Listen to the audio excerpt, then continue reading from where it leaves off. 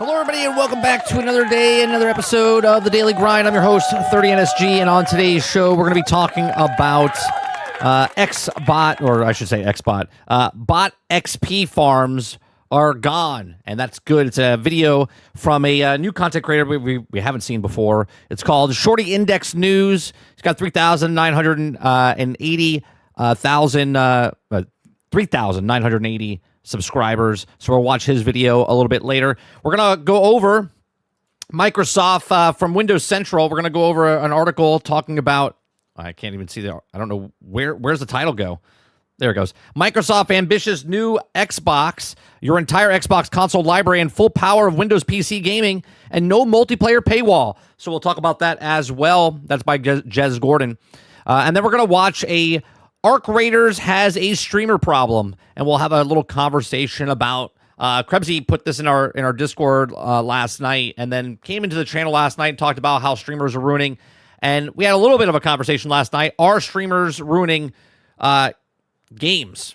And we'll go over that as well. We also have a small little story here about PlayStation Portal adding highly demanded game streaming feature, leaks suggests. So all this and more on The Daily Grind. If you like what we do here, we do this Monday through Thursday from 10 o'clock in the morning till noon Eastern. We just cover news stories, have conversations. You guys give you your thoughts and opinions. I give you my thoughts and opinions. And we go on with our merry way. Just give you entertainment for a couple hours of your day. If you like it, hit that like button, hit that subscribe button. If you like to go above and beyond that, become a member as little as $5. It's much appreciated. If you don't want to do it that way, you can help us out by listening to my music that I've created. That is up on Spotify, iHeart, Pandora, iTunes, Apple Music. You can go down there, listen to it, stream it, download it, buy it, whatever you would like to do with it. If you like video games, you like news topics, we've melded something together. We've made a new genre of music, right? It's not like campy music. It's actually like, I would say like you could hear it on the radio type of stuff, right? So it's fun. And I think it's entertaining. And then you could also purchase a shirt, a mug, a sticker, or whatever it is. And we do appreciate you if you do any of these things. What's going on, chat? Good morning. Let me scroll back up, see who's here. Eclipse, Big Mad Mo, Jason, good morning. Sarge, good morning. Ron Slusher, Roic, Jason, I already said Jason. Mr. Luke, good morning. Jesse, what's going on? Kylo Green, welcome. Wonder Rose, good morning. Appreciate everyone coming out and hanging out with us. So we will talk about the trailer that airs. I don't know if it's out yet. I don't think it is. Is it out now? Battlefield 6 BR is out now. It is out now. Did they show the trailer? If they have the trailer up now, we could show that. We will not be playing it. I don't care if it's free to play or not. We are not going to be playing it. Red Sec, T-minus 1 hour. So, yeah, it's not until the 11 o'clock hour, so they haven't shown it yet. Yeah, that's what they're calling it, Red Sec. Red Sector, I guess. Looks like a pretty big map. I can show you the map. This is the map. Want to see a map? The map. There's a map. So, there you go. It's California. Little note here. Once you complete it, California actually breaks off from the United States and floats off to the thing. That's how you win. It's a joke. Or is it? What's going on, Charles Hawk? Is that 8 p.m. Pacific? 8 p.m. Pacific? No, I thought it was 8 a.m., isn't it? Is it this morning or tonight? I thought it was 8 this morning. 11 a.m. is when they're showing the actual trailer. Does it not launch until 8 p.m. tonight? Well, that's kind of a dumb move. I guess not, really, because they know everyone else is like at school and whatnot. All right. So let's start off with the PlayStation Portal, okay? PlayStation Portal was told to me a while ago that it was the most groundbreaking system. Right? Groundbreaking system. Okay? It's going to change the landscape. It's been 2 years. It sold less than 2 million copies, I think. 3 million copies total, which is fine. You know, I wish I sold 2 million of anything. Okay? But the PlayStation Portal, the groundbreaking thing that was $250 that you needed a $500 box to get the $250 item to play the things that you already paid for. Now, I said this in the very beginning. I said, look, it would be great if you could play your games natively on this thing and whatnot. You didn't need to buy a PlayStation. You could just buy this for $250. This would fly off the shelves. It didn't fly off the shelves because you needed a $500 box, now $650 box, to play your actual games that you already own. Okay? If you guys like what I do here, we do this Monday through Thursday from 10 o'clock in the morning till noon Eastern. If you like it, hit that like button, hit that subscribe button. If you'd like to go above and beyond that, become a member as little as $5. PlayStation Portal adding highly demanded game streaming feature, leaks suggest. Okay? Remember, cloud gaming is not going to be a thing. Again, this is not me saying this. This is all the public saying this. Cloud gaming is not going to be a thing. No one's going to be wanting to do this. And yet, here we are. Okay?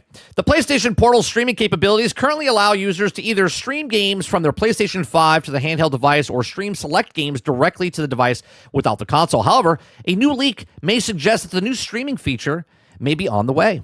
PlayStation Portal may allow players to stream own PlayStation 5 and PlayStation 4 games, according to Reddit post Get the Wets on the PlayStation Portal subreddit. A new feature is listed on games found on the PlayStation Store when using a PlayStation app specifically. The message read, buy this game and then stream and play instantly on your PlayStation Portal or PlayStation 5, only with the PlayStation Plus Premium. Oh, huh. Hey, wait a minute. Charging more money to do the cloud thing. Huh. That's crazy. This seems to suggest that players will be able to buy a game and then stream it on their PlayStation Portal device. No PlayStation 5 required. Amazing. The message has since been removed from PlayStation Store, so it seems that Sony isn't quite yet ready to let players know about the feature. For now, it may wise up to take this and with a grain of salt, as currently don't know when or if the company plans to actually implement the PlayStation Portal streaming feature. Oh, they are. 100% they are, because look, you want to talk about like Trojan horses and stuff like that. If this device right now is $250 still, and they're coming out with this is a great device to own. I'm being dead serious. And I said this in the very beginning, okay? When they first announced it, I said, if they don't have this feature on there where I have to buy a PlayStation, not going to sell very well. And guess what? I was proven correctly. It didn't sell very well. Okay. People were telling me it was flying off the shelves like hotcakes. Okay. And it wasn't flying off the shelves because it's stupid. You could do the exact same thing you're doing on the PlayStation Portal right now on your mobile phone, on your tablet. Okay. You don't need the $250 device. You already have the device because you probably already have a phone. Okay. And I said, if they let this happen where you could actually play the game, this is the cheapest console on the market if they allow this for $250. So you don't think they're going to keep the price at $250, do you? No, what they'll probably do is it'll be really hard to find the PlayStation Portal. And if you already have it, congratulations. You had to wait 2 years paying $250 and waiting for things to happen because it's a doorstop, so you're going to have to pick it up off the ground and actually use it now, okay? But they're going to come out with probably a PlayStation Portal 2, or they're going to raise the price of the PlayStation Portal because there's no way in hell that Sony's going to allow you to play the PlayStation games for $250, because that is the cheapest console on the market right now if this feature goes live. Okay? And they're not going to allow that to happen. Okay? So essentially, it says, for those who are unaware, the PlayStation Portal allows players to stream games they own and have downloaded on the PlayStation 5 to the handheld device. It's essentially like a video game equivalent of casting YouTube video to your TV. Obviously, it's a bit of a different experience as there's input delays involved with streaming games. But if it's streaming from one of the household devices to another, and it requires that other device to be functional, it also doesn't require a PlayStation Plus Premium subscription, which brings us to cloud streaming. Okay? Cloud streaming with the PlayStation Portal does require a PlayStation Plus Premium subscription, and it does not currently allow players to just cloud stream any game using features. Do you see what's happening here, chat? Do you see what's happening here? They're following suit. The industry knows what the industry is going because Nintendo, PlayStation, or I should say Sony, and Microsoft are all into cahoots. Okay? So obviously, you wouldn't buy this just for the $250. Because if you want to play and you don't own a PlayStation, like myself, I don't own a PlayStation. This is very eye-opening now because I could buy a PlayStation for $250, but I also have to pay the highest tier price, and I don't know what that is. Is it $20, $22, $24? I don't know what PlayStation Plus is. Chat, let me know in the comment section down below. Let me know, okay? But now I have to pay a premium price so I can play the games that I don't own, okay? But now I can play on the portable device, okay? Where's the pitchforks? Where's the pitchforks? Because PlayStation is doing the exact same thing that Xbox is doing, okay? So it says players have a choice from its game classic catalog, which includes a ton of games from PlayStation history. For example, player who wanted to could not cloud stream Silent Hill to their PlayStation Portal. However, if they wanted to cloud stream Cyberpunk 2077, a game currently available in the game catalog, that is totally possible. This new leaked feature seems to suggest that players will be able to buy games and cloud stream them to their PlayStation Portal device, even if it's not available through the PlayStation Plus game catalog. Okay, so there you go. It's amazing. Bring the games where people want. So now if I want a portable device, right? Now that I have a portable device, you can either get a Nintendo Switch and just play Nintendo games. You can get a PlayStation Portal and play PlayStation games, right? Or you can get a Asus Super ROG Ally Xbox or whatever the goddamn thing is, the worst name ever. Let's be honest. Okay. You get the Asus ROG Ally. Okay. And you can play Steam and Battle.net and you can play your Game Pass games and you can play all, right? But that's also $1,000. This is $250. This is a fantastic deal if they keep it that way, but I don't think they will. But these are just my thoughts. Let me know yours in the comment section down below. What do you think about the PlayStation Portal? Is it going to have cloud streaming? Are they going to provide this service for you?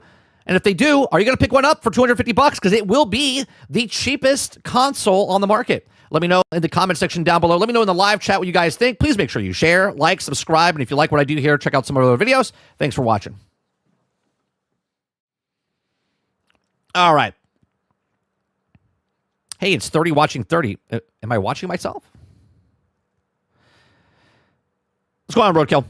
PlayStation Portal's 100 million times better than the ROG Xbox Ally. $200. Can't beat it. I don't know if it's 100 million times better, considering right now it doesn't do what this article says it does. Meaning you have to buy a PlayStation console, which is $500, $600 now, $650 or whatever the fuck it is. Okay, and you have to buy this $200 thing. So you saying that, you're just showing your colors of being a PlayStation fanboy, Roadkill. Obviously, it's a fantastic deal if this particular streaming thing comes in effect, and then you can just buy the $250 object and then play your PlayStation games. 100%, it's a fantastic thing because it's also $800 cheaper, okay? And it would be worth it. If they don't, it's not worth it. It's not worth it because you have to pay $700 and $750 just to play this actual device because you have to have a PlayStation and you have to have a Portal. Where if it's just a cloud streaming device and you pay $250 for it plus the PlayStation Premium, then yes, it would actually be worth something. Sarge says, shocking. Feature PlayStation Portal Pro? Maybe Eclipse. I think they do bring out another version of it. Or they raise the price of what this is. So you're comparing the Portal PC to the streaming deck device? Okay. Or you're talking about Roadkill. Is it? Did they raise it to $250? I said $200 for mine. I thought it was $250 when it came out. Am I wrong on that? I mean, you might have got it on $200 because it was selling like hotcakes. Let me see. PlayStation Portal price.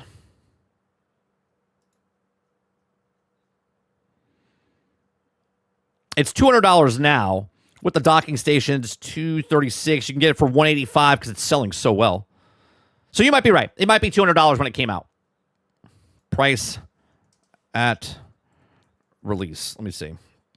It was $200. So my mistake. It was $200. So you had to pay $500 plus $200. Okay. So you had to pay $700 to use this device.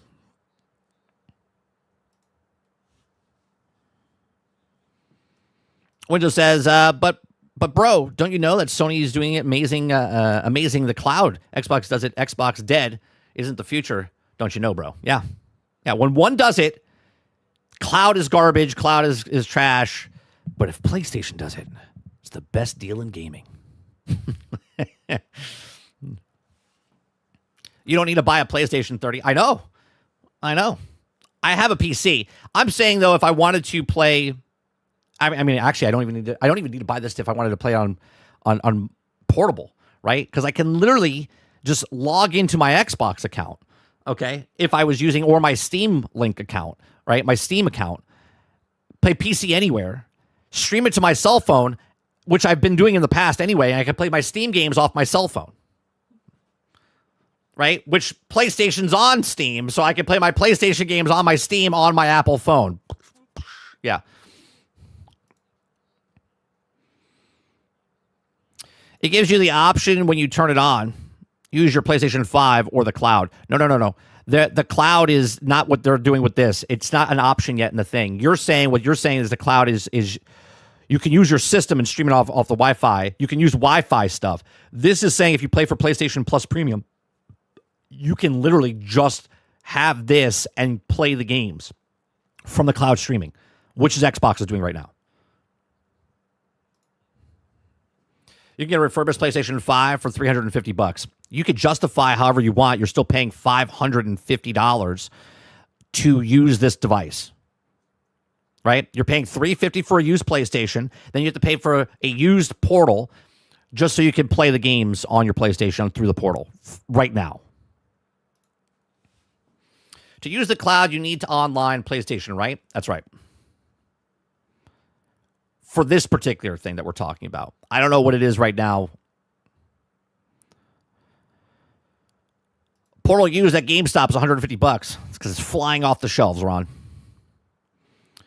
So you can get a PlayStation Portal and a PlayStation 5 for the same price as Xbox Series X. Yeah, but why would you do that?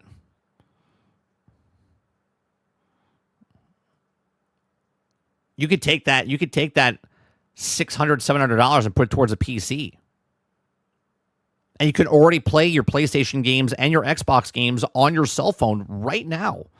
On your cell phone right now, you don't need a PlayStation Portal. You don't need a PlayStation. You don't need an Xbox. You can literally pay and just play the games on your mobile phone.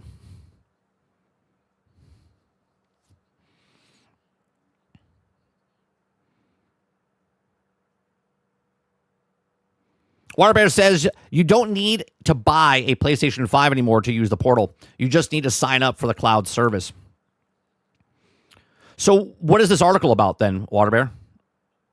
What is this article saying? If it can already do it, why is it a leak?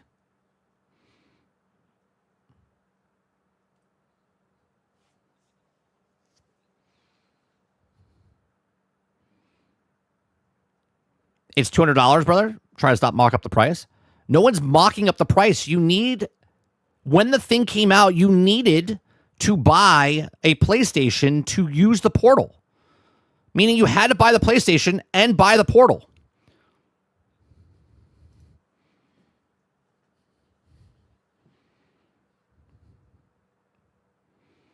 Warbear says it's an option. I have one. I get it. What I'm saying is, then why is this a leak? What is this saying differently if it already does what you're saying it does, Water?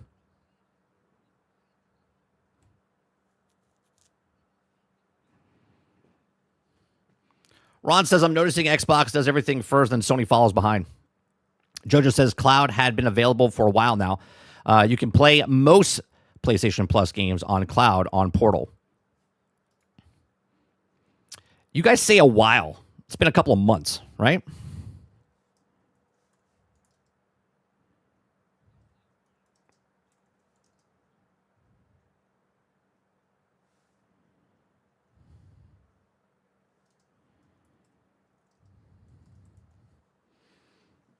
Device has been out for 2 years, right? The PlayStation Portal can play without a PlayStation 5 since late November of 2024. So it's been 1 year. When the update rolled out, the cloud streaming beta for PlayStation Plus Premium subscription. This update allows users with the PlayStation Plus Premium membership to stream a selection of PlayStation 5 and PlayStation 4 games directly to the device. Other over Wi-Fi without PlayStation 5 console. Over Wi-Fi. Over Wi-Fi. So I was correct. Over Wi-Fi, not cloud. It's over Wi-Fi. The cloud is like, I mean, Wi-Fi is cloud, but not really, right? The cloud is like, plus you can play all their games. That's what that's what the article is talking about, right? You're going to be able to buy a game and play that game through the portal without ever owning a PlayStation. Right now, it's the select titles, few titles, and you can do it over Wi-Fi, right?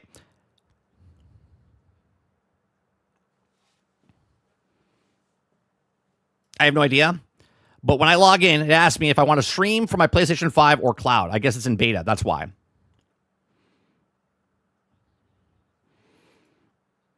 Hey, you don't need to make a video. We're reading the stuff on thing. Did the same thing with the PSVR 2 and had to have a PlayStation 5 to use it. Right, in the very beginning. And when that first came out as well, Jax, I said that's stupid that they can't play your Steam games with that headset. They should be able to hook that thing up, and obviously they did at a later date, but people paid $500 for a headset, and you needed a PlayStation to use that headset. So you had to pay $1,000 to use that headset instead of letting people just buy the headset and then also use it on the PC, which they did later. Jojo says playing games you buy and own in cloud is new. So there you go. Well, technically it's not new yet because it's not out yet, right? But that's what they're talking about in the article. Thank you. Soy2 says, what's going on, guys? What's going on?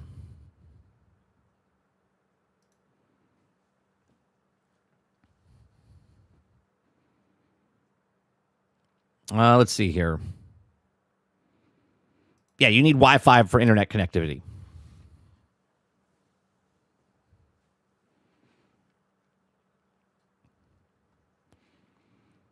Let's see here. Windows says, just like you don't need an Xbox, I don't need a PlayStation, so I just wait a year for the game to go to PC, have as many gameplay in the meantime, that by that time I beat something and be put there.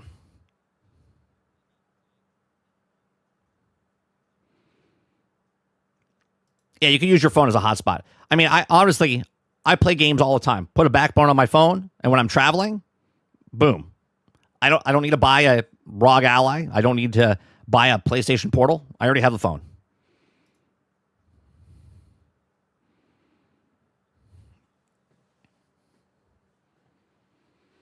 Xbox put out a handheld for $1,000. Well, technically, Asus put out a handheld for $1,000 that teamed up with Xbox.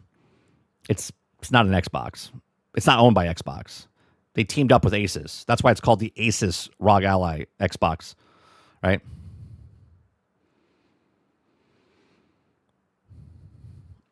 Sarge says, all right, wait a minute. I'm now confused. Explain this to me again, the PlayStation situation. What's the PlayStation situation?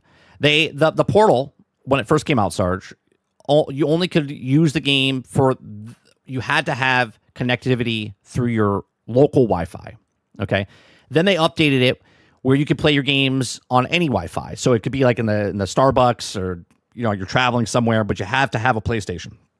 Okay, so you're basically doing which Xbox has had for like 5-6 years, and PlayStation had it before as well. But that you would just click on the box. So like if you open up the app on your phone, you could click on the console that you want to stream from, right? And then you would stream from that console to your device. Now what they're doing, okay, through the cloud, that you don't need to buy the PlayStation 5 anymore. You could just buy the $200 device, okay, for the PlayStation Portal. You could buy your games from PlayStation now through the device. As long as you own the game and with a select catalog of games that they already have on the service, you can now play those games on the Portal, okay, as long as you have PlayStation Plus Premium. That's what's happening now. Speculatively, because it's not official yet. Eclipse says, so there's no browser on the PlayStation Portal, so you can't log into like a hotel Wi-Fi or anything. No, there is a way to do it. Someone showed a video of it.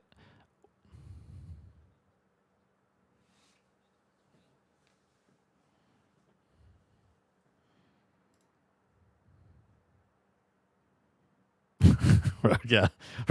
Roadkill is like, the portal's God's gift to gamers. Don't you understand this?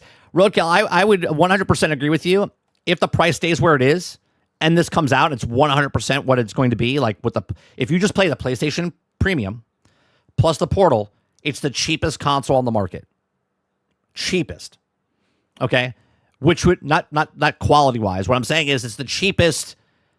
Like what consoles should be at $250, $300. Okay, this is at $200. This is a steal if this actually happens, and you just buy a PlayStation Premium, right? Because then people that don't have $500, $600 to get a PlayStation can just pay $200 plus the PlayStation Premium a month, and they have themselves a console, which is the same as what Xbox is doing.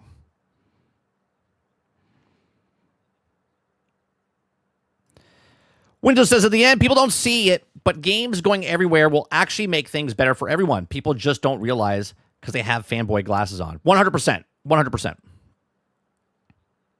Without the PlayStation 5, yes. If the leak becomes reality, all you will need is the PlayStation Portal and a PlayStation Plus Premium, and then you have a system. You can play your PlayStation games.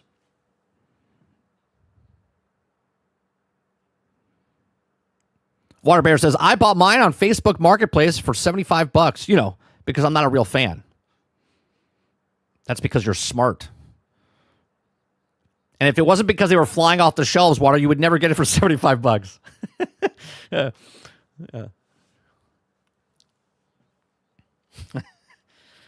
If it was flying off the shelves, the scalper wouldn't have sold it to you for $75 and lost his ass on it because no one bought them.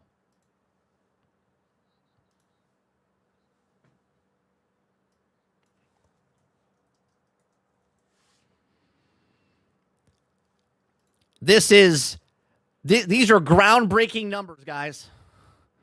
Groundbreaking numbers. Remember, the portal sold like hotcakes. Sold like hotcakes. Now, I'm not making fun of the portal. I'm making fun of you idiots out there that told me that it was selling so well, right? Which are the same idiots right now saying the ROG Ally is selling so well. Okay? Well, it sold out in 3 seconds. That's because the limited supply of actual consoles. Okay. So there you go. Okay. Approximately 2 million PlayStation portals have been sold worldwide, with estimates from late 2024 suggesting the figures based on the market research indicating that 3% attach rate amongst PlayStation 5 owners. Specific figures vary by region, with 980,000 units sold in the U.S. by the end of 2024 and over 140,000 sold in the U.K. in the same year. Okay. If you take this number, this is about as everyone that bought a portal also bought Yote. That's basically it.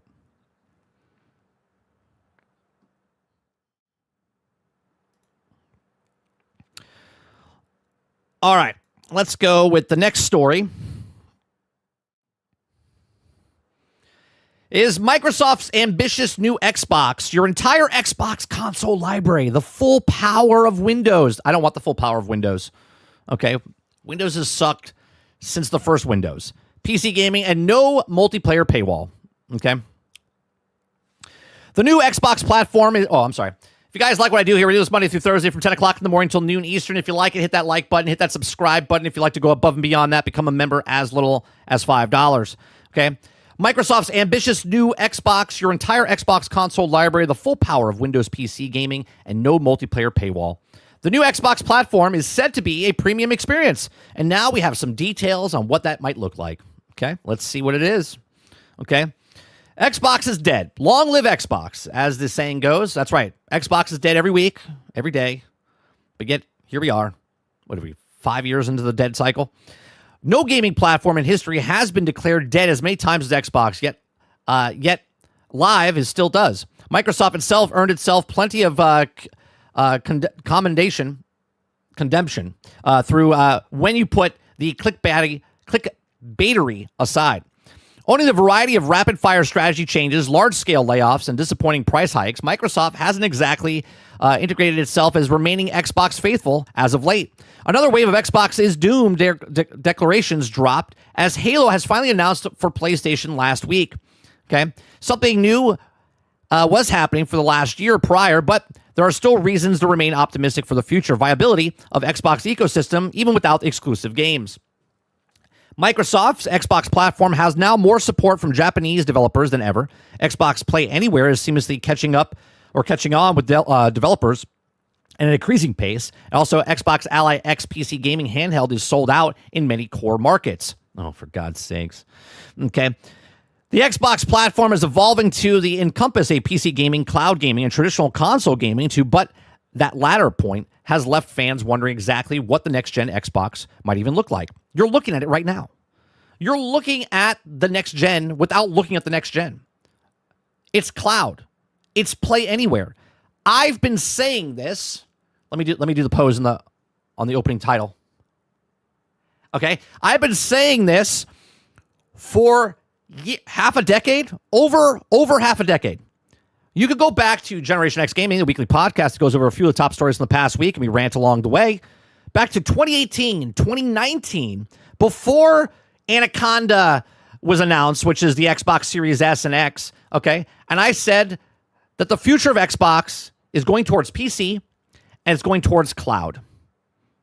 And here we are, 2025, and the future of Xbox is cloud and turning it into a PC.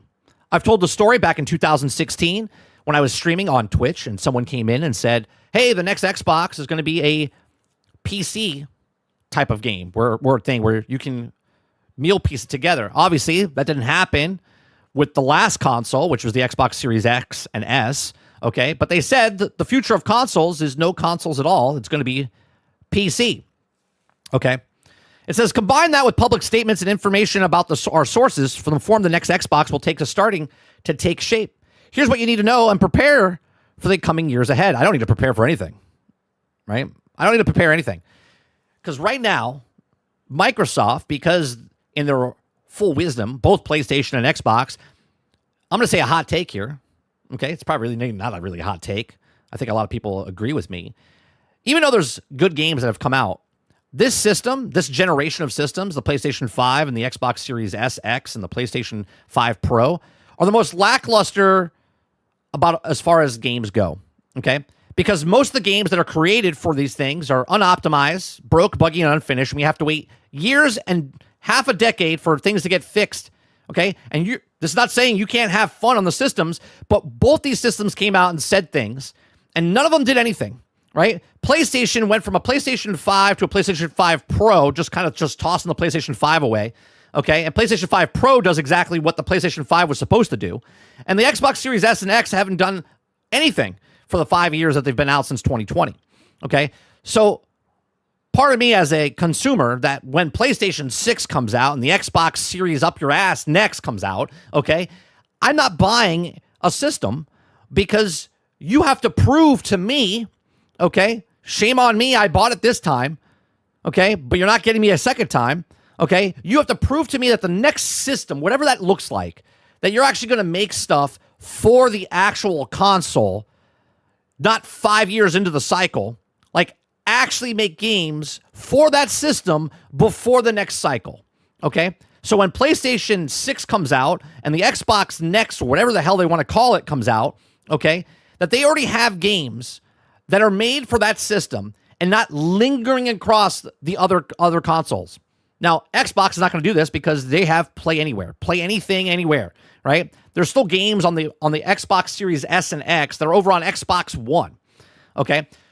So I'm not dishing out $1,000, right? If I'm going to dish out $1,000 minimum for a console, well, guess what? I'm going to take that $1,000 and put it into the computer I already own, or find a computer and invest $1,200, $1,500, $1,800 into a computer that can do way more stuff than the console can, and I can play that anywhere, all right? So it says, as many of you have come to expect, the next Xbox will indeed run full-bore Windows with the TV optimized console-style experience later on top. Microsoft decided... Oh, wait, I missed this part. Let me... Up here. Xbox CEO Phil Spencer has been teasing for years that the next gen will look like for Xbox, as people wondered exactly how the strategy might pan out. Last week, Phil Spencer said that people should look into the Xbox Ally for an idea of where the Xbox is headed.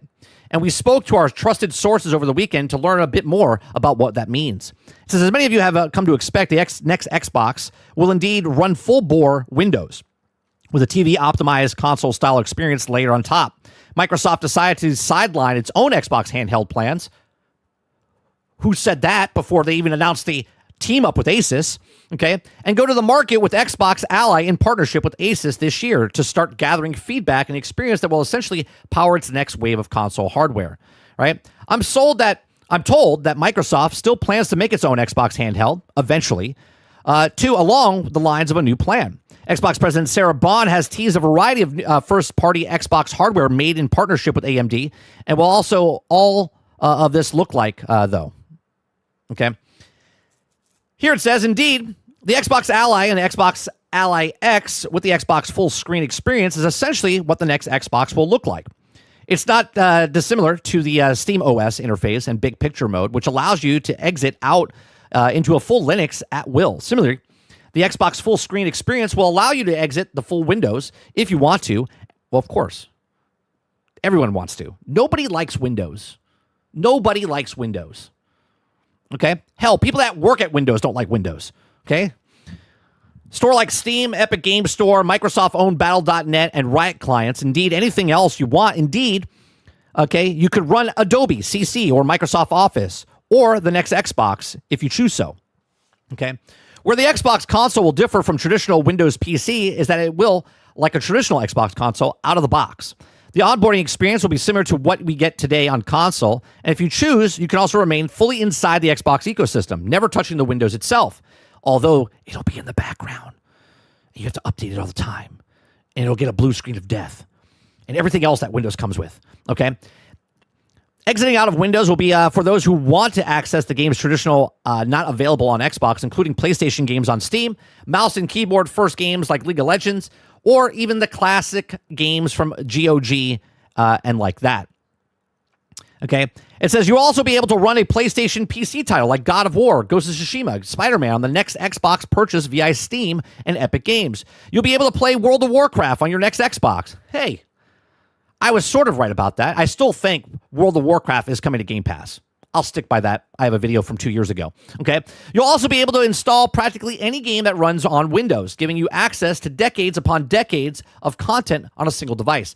Now, if this is true, okay, if this is the fruition of what it is, and it comes out, and there's new games and old games, and I can interact with all the games that I've ever owned across Steam and ROG and GOG and Battle.net and the old Xbox games, and it's one-stop shop.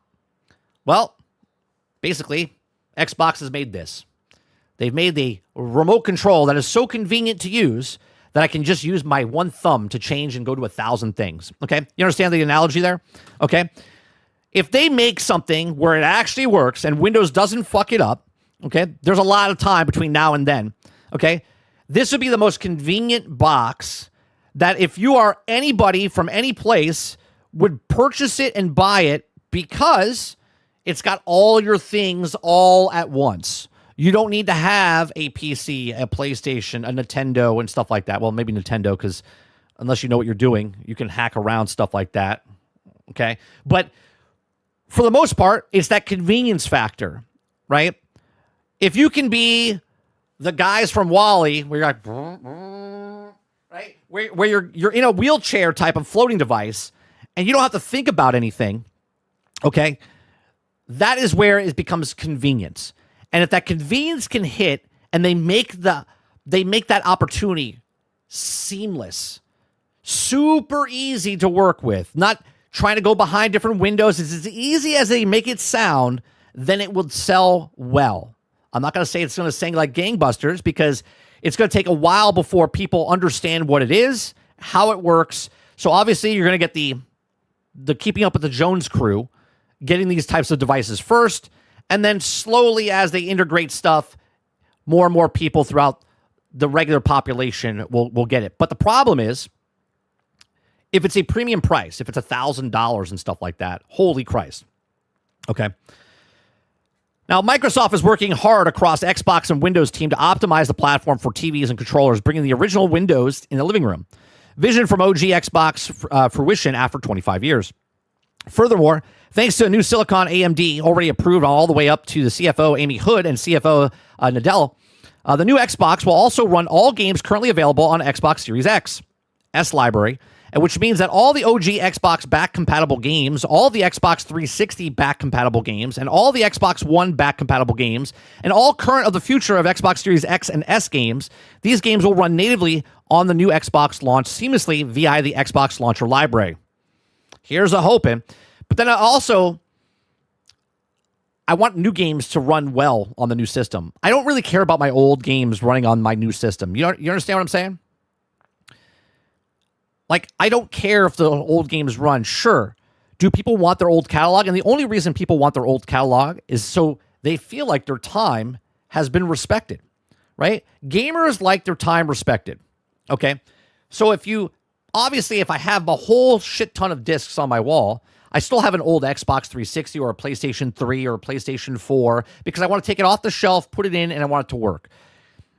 Once those break, I have no way of playing those. So if they come out and PlayStation and Xbox and Nintendo's next systems play all the backwards compatible games, well, one, they're not making money off of the actual games anymore. This is why they're doing remakes and remasters and stuff like that, because they want to sell you those games again, okay? But if they could just let me open it up and I can play all the games I've had, that's a pretty big incentive, okay? Because for people, not for me, okay? But that's a pretty big incentive. They're like, oh my God, I can play all my old games, even though they probably won't ever touch those games, okay? Or very minute people will touch those games, okay? It's like any new console generation, developer will likely continue supporting Xbox Series S and X development environment for several years after the new Xbox drops in, okay? Over time, more and more games will get a next-gen Xbox native versions, okay, targeting a specific configuration therein. AI-powered technologies like auto super resolution and the next-gen frame generation will boost Xbox Series X and S games running on the new hardware, but developers will also have the option to target a new box directly with Xbox Play Anywhere versions of the Xbox Smart Delivery tech. Okay, new technology of Microsoft is developing alongside the fixed nature of hardware should eliminate a lot of the inconveniences that sometimes come with the PC gaming. Things like compelling shaders or complying shaders shouldn't be an issue on the new Xbox, for example. Shouldn't be an issue. Microsoft is also working on additional ways to reduce Windows overhead and benefit all PC gamers, Xbox or not. Speculations: what happens to Xbox Game Pass and PC Game Pass in the scenario? How much will it all cost? Okay, one question that is still being worked on by Microsoft revolves around Xbox Game Pass right now. PC Game Pass gets all day one Xbox games, including Call of Duty, for much cheaper Xbox Game Pass Ultimate on console. If the next Xbox is PC and I'm supposed to be using a PC Game Pass, there's instead an Xbox Game Pass Ultimate. Right now, I'm told that the current plan is for the next Xbox specifically to have no paywall for multiplayer. Okay? It wouldn't make a slick sense for the PC to have paid multiplayer, particularly since it would also create a strong incentive for players to simply install Steam instead of using Xbox ecosystem on the device for online games. It remains to be seen, though, that the plan actually plays out into reality, though. Well, here's the thing. If they're not going to charge for a paywall, which is already baked in because everyone that has Game Pass is already paying. So if you have the Essential or Premium or Ultimate, you're already paying for online service, okay? So now, if they say that, well, Xbox Game Pass, you're paying for this service, but online's not part of it. Well, it is part of it. That's why it's $30, right? They're literally making the price baked in. So this does seem conceivable, okay, that there is no paywall for multiplayer because they could just remove it off that line. You understand what I'm saying, guys? Like they put the Essential and they're like $10 and you're paying for Game Pass, like you're paying to play online. Premium, you're paying online. But if you get Ultimate, you don't pay for online, even though it's $30 and it's baked into the price. That's what it would be. Okay, so you're still paying for it, but you don't know you're paying for it. Okay, it says right now I'm told that the current plan for the next gen, specifically no paywall multiplayer. Okay, we already read that. What I expect what could see in PC Game Pass is being rebranded somehow. On the Xbox Game Pass website, PC Game Pass de-emphasizes almost hidden away underneath the three main tiers. I wouldn't be surprised if we see this in the future, given that the Xbox Game Pass Standard and Premium both now include some PC games. The idea for per-device Game Pass doesn't make a huge amount of sense in the universe where also Xbox consoles and PC merge, but we'll have to wait and see what plays out. It says, in theory, the next Xbox could still be cheaper than buying an equivalent powerful gaming PC. Economics of scale and bulk purchasing deals with AMD and others will help drive the cost down. Okay, by the fact that Microsoft doesn't have to pay itself the Windows license. Microsoft front-loading it from the Xbox ecosystem also helps to subsidize costs in some degree. Despite the Xbox being open to other stores, most casual gamers will still remain on the Xbox ecosystem for more of the play and purchases. Another thing that we guys don't talk about is having Windows on this device. They now have way more information to you, okay? And it's inside the Microsoft ecosystem, okay? The Windows, okay? So if you've never had a computer, you don't have Windows, and let's say you are a Sony guy or you are a Steam, maybe you're using Linux or whatever the hell it is. If you use one of these devices that they teamed up with, you can stay within the ecosystem, but you're going to have to sign up probably, right, for a Microsoft account in some way, shape, or form. Okay, so that's more capital for them in the long run because they'll just farm your info, right? Which all companies do. This is why PlayStation wants you to sign up. This is why Windows wants you to sign up. This is why all these companies want you to make an ID for Epic or Windows or Sony or Nintendo, okay?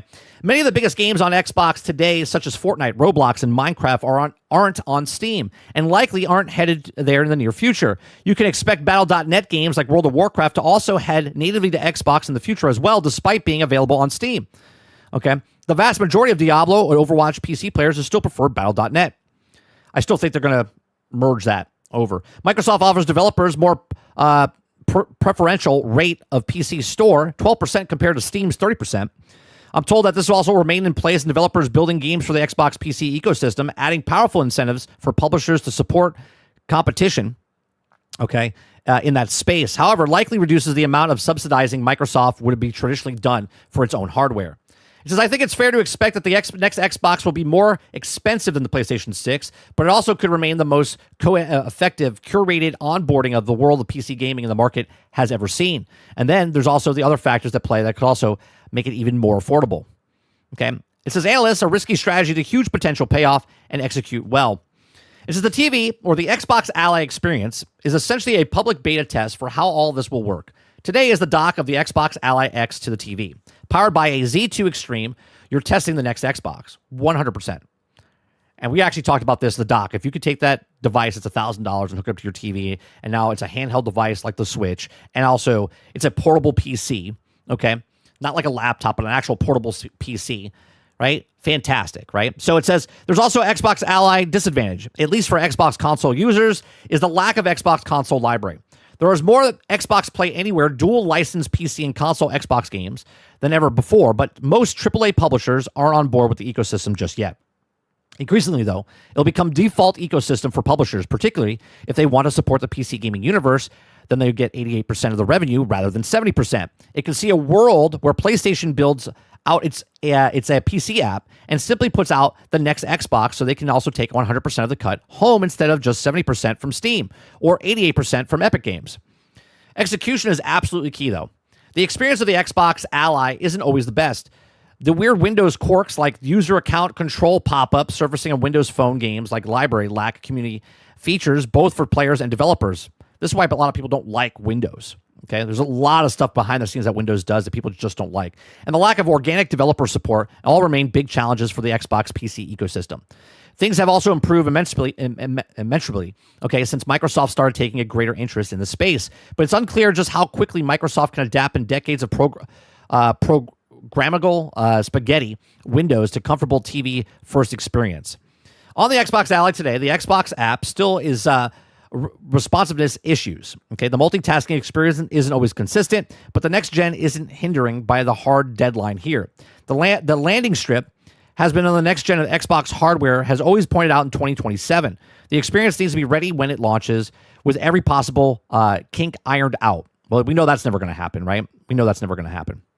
It says, anyway, this is something that no company has tried to do in this scale before. Valve is working on its own gaming console system, the OS-powered experience, which will allow sport both PlayStation and Xbox games on a single device.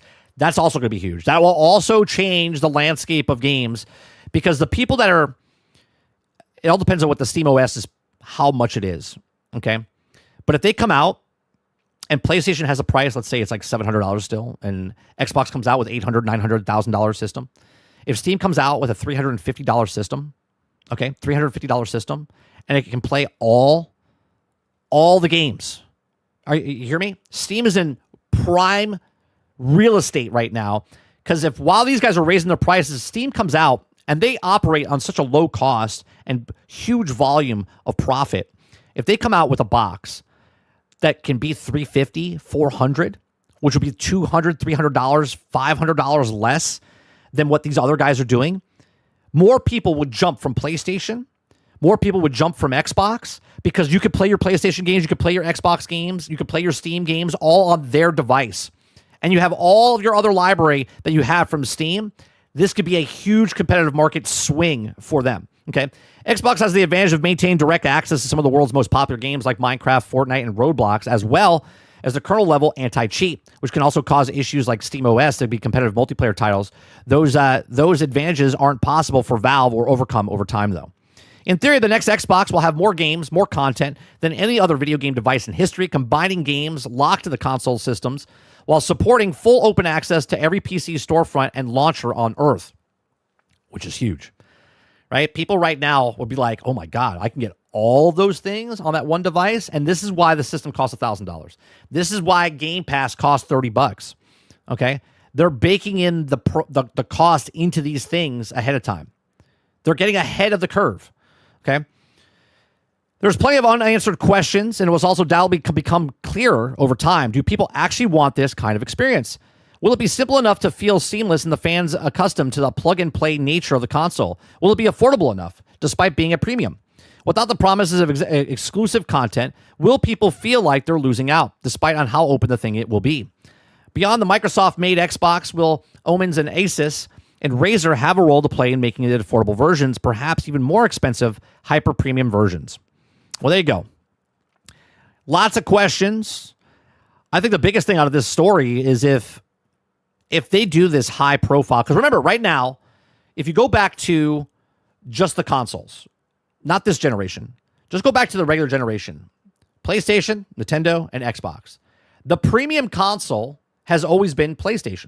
PlayStation has always been compared to Apple, okay, in the console space, right? There's Dell and IBM and all these other things, and Apple was the premium price for those consoles or for those platform, okay? PlayStation was the premium price of the consoles, okay? Even back to the PlayStation 3 when it was charging $600, way more than everybody else. Everybody was like, this is PlayStation, this is what they do. They double dip, they get their clientele to come back and get the $500 headset or the $200 portal. They go back into the system because they know that's what people like, right? It's the high-end stuff. PlayStation is become this brand of, if you own a PlayStation, you know, it's this mark, okay? So Xbox was never that. Well, now, right? And everyone said if you have an Xbox, you're broke, right? You're broke because you're poor, meaning that's why you buy an Xbox, because PlayStation was premium. If you have money, you get a PlayStation. Well, now they flipped that, right? If the next Xbox comes out and it's $1,000 and PlayStation's below that, well, now Xbox is now the premium price. Is the premium price tag, right? So now if you own an Xbox, it's that status symbol type of thing, and yet PlayStation will now have the lower tier to compare to that. But they've made their whole market where they're the premier thing. They've even said it themselves. They're going for the higher-end tier of gamers. And yet, if the next system comes out and Xbox is doing the higher tier thing, platform, what's going to happen, right? The people that bitch and moan that Xbox is cheap and you're broke if you have an Xbox now is making fun of that they have $1,000 system and you'll go broke trying to get the system. Make it make sense, chat. Make it make sense, okay? People that want the high-end stuff, now the other guy is making high-end stuff, but they are making fun of it regardless anyway. But these are my thoughts. Let me know yours in the comment section down below. Let me know in the live chat. Please make sure you share, like, subscribe, and if you like what I do here, check out some other videos. Thanks for watching.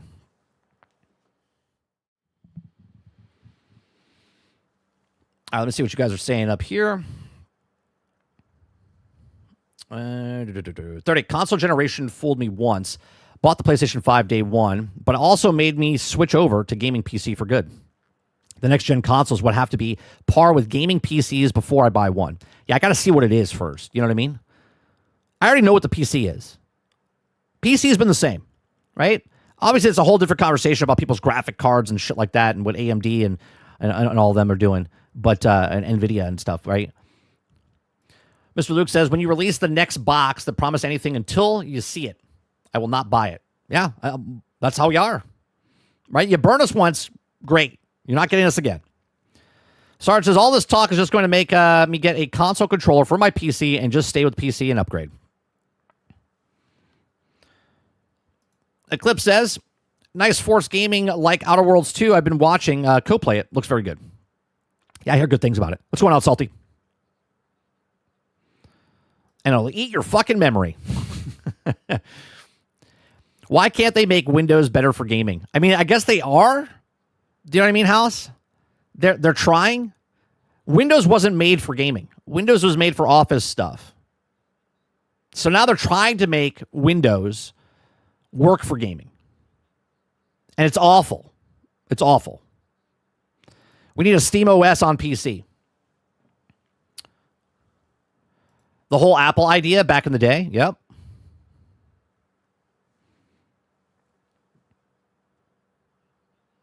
Sarge says, so what's more sales? Gangbusters or hotcakes? Ford says gang cakes. What's going on, Ford? Waterbear says, backwards compatibility is nice for nostalgia purposes, but not paying $1,000 for a console to play old-ass games. Exactly. Sarge says, hot busters. I thought it was because they were all out of new ideas, 30. People were realizing PC gaming will never die because you need a PC for everyday work to have it run games is just a bonus. That's exactly what a mobile phone is now, right? A lot of people are like, I'm not playing games on a mobile phone. I'm not going to play my games on a mobile phone. I'm not going to buy a phone for mobile. Remember these conversations we had, Eclipse? I was like, yeah, but you're not buying it for gaming. It's just a bonus that it's there. Where you can play natively on the phone. PlayStation 5 Below, what's going on? It says Pony's going to be laying on their backs, yelling and shooting their guns in the air when they officially announce the specs. Come on.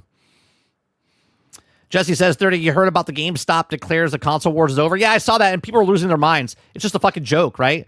Because, like, Trump was ending wars left and right, and then they said the console wars is over, so they put a picture of Trump shaking hands with Master Chief. And it was like, you shouldn't bring politics into it. It's a fucking joke.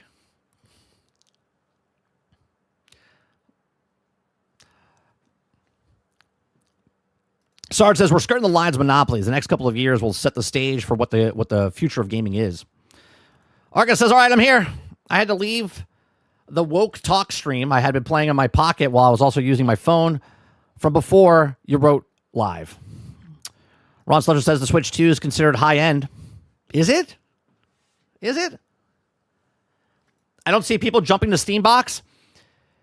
It'll be a very interesting to see, Charles. It all depends what the price is. If the Steam OS thing comes out, their box comes out, and it's priced the same as PlayStation and Xbox, you're absolutely right. I don't see a lot of people jumping ship.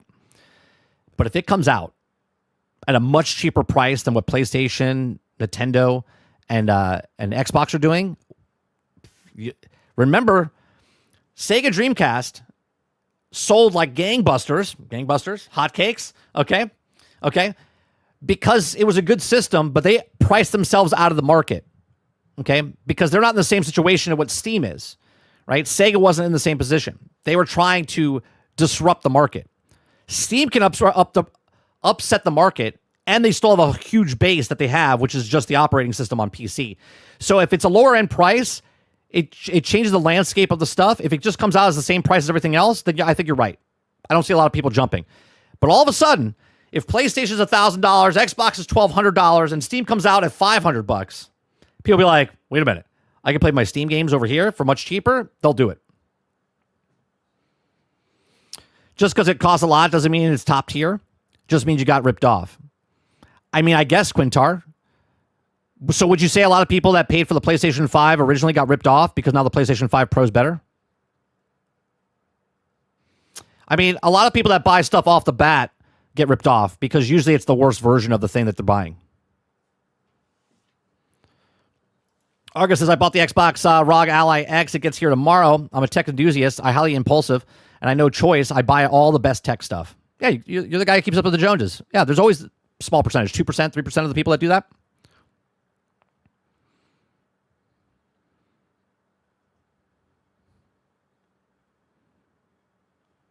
Windows says Steam and Valve did try to come out. Oh, yeah. They tried to come out with the box a while ago. It wasn't the right time. Look at the landscape of what's happening right now in gaming. Stadia didn't make it, but all of a sudden all the other companies are doing exactly what Stadia did.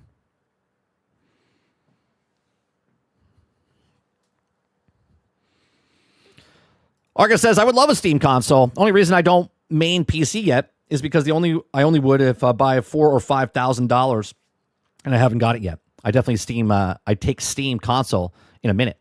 In the meantime,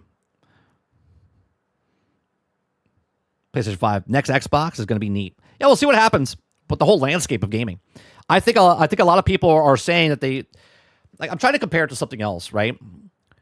Like I remember when like music was switching over from physical like CDs to Napster and LimeWire and digital music and Spotify. And I remember people pushing back saying, I don't want to listen to music digitally. It just sounds better with this and sounds better with that. And yet here we are, Spotify and Pandora and iHeart and all these other places that you can, Apple Music, iTunes, okay, where you can listen to music now, all digital. And no one complains because the people that are yelling at the clouds, okay, are older, and the young generation has brought it in, and that's just normal now, okay? So the people that are gamers now, the people that were born in the 70s and 80s, and were like, get off my lawn. I'm not going to play the mobile games. I don't want to play with digital games. You're just going to move on. You're going to fade off into the distance. No one's going to remember you. And everybody that's younger is going to buy the new stuff. That's what the companies are going for, right? No one wanted to go, right? You couldn't, 20 years ago, if you said, I'm going to watch all movies at home, it used to be super expensive to watch day and date movies at your house. Only the rich, only the mega rich could watch movies at home that were coming to theaters. They would rent this whole system. It cost $30,000 for them to watch the thing. And now you could do it for a small, measly price of $10 a month, right? Like, what the hell? Right? It's all just normal now. It's all just normal.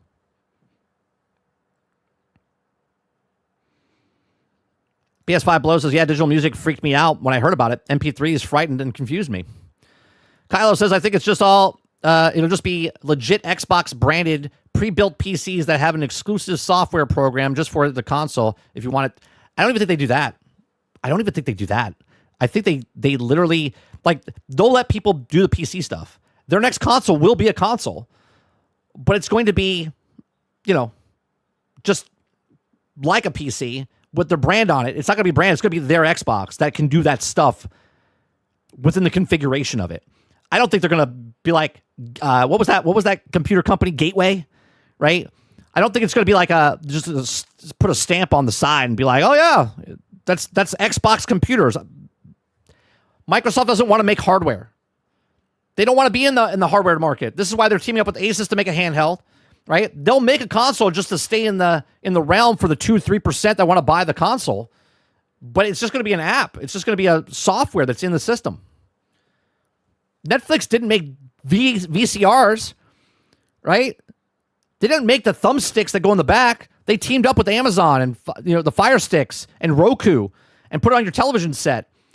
Netflix would be broke if they did it the other way.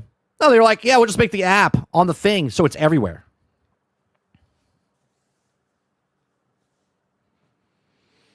Ron says Best Buy sells records but doesn't sell DVDs. Retro is back. Winslow says it's the circle of life. Mo says did a lot of talking at the beginning of the stream before it started, but then Xbox is going the way of Microsoft is competing from the inside and taking over the store like Windows took over the OS. I've said that for years. Windows is a $1 trillion company because of software. Yet everyone's surprised that Microsoft the company that owns Xbox is going software. Like the horror. How did they not see it?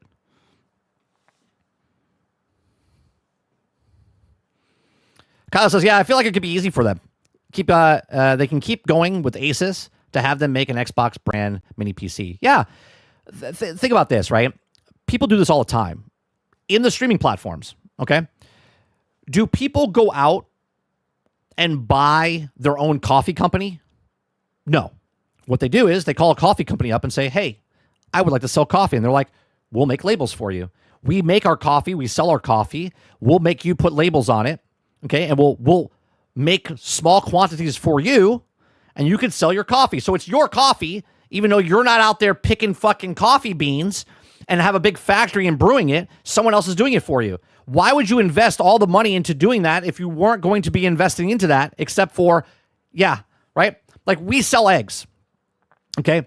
We sell eggs. We're an egg farm, okay? We sell our own eggs at our place. Wholesalers come up to us and buy our eggs, and then they put them in their own cartons, and they put their own label on it.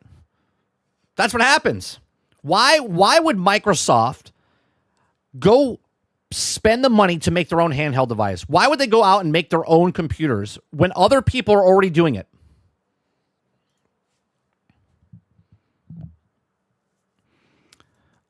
Eclipse says, okay, I'll admit that Battlefield knows how to make a trailer. All right, we'll watch that in a second. Kyle says, I'm hoping they go all software in the future. I'll be able to run all my own digital Xbox games on my PC. It's not exclusive to their Xbox/PC HyperRed. And I don't think they care. I don't think they care that you're going to do that.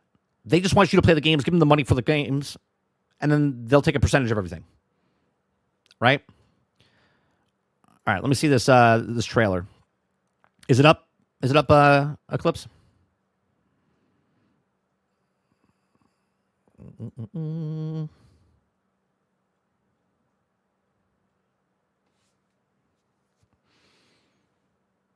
I guess is it in Twitter? It's got to be all over Twitter, right?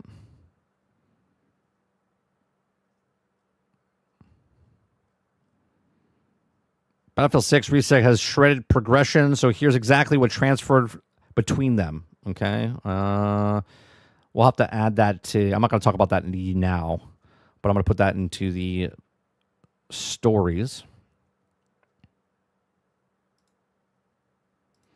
We got 2 video content creators I want to watch. Let's see.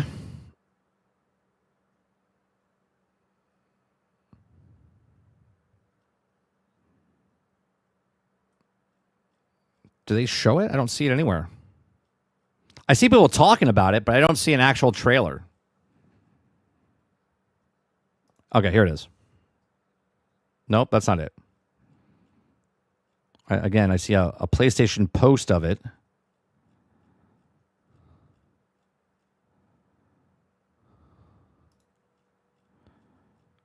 No trailer.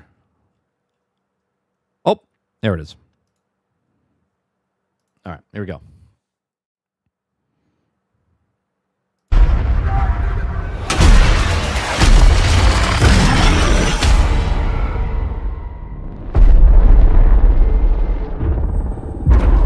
Approaching the drop zone.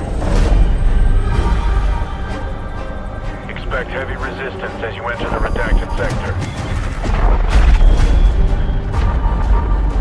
Consider everyone down there a threat.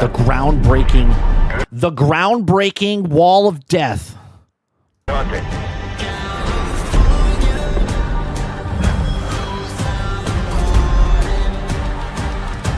Oh, for God's sakes, the California. There goes DMCA.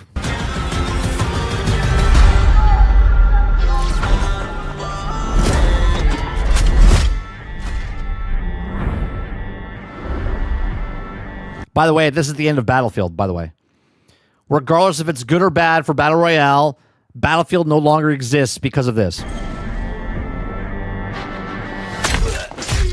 me welcome everybody to the Wild Wild West, a state that's untouchable like Elliot Ness. The track hits It's kind of funny it takes place in California. the eardrum like a slug to your chest.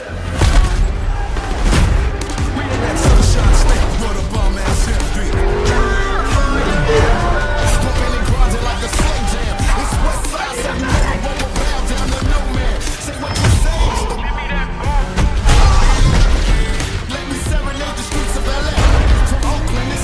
Dr. Dre getting skin incoming.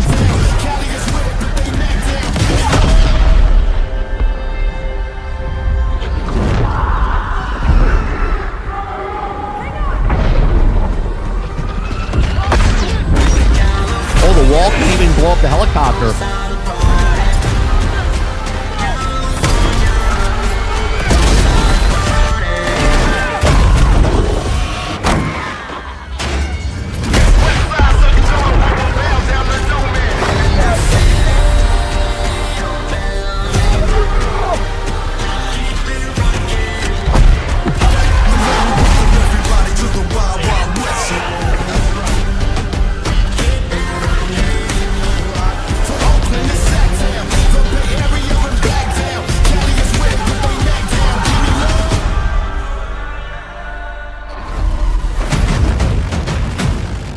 So there you go.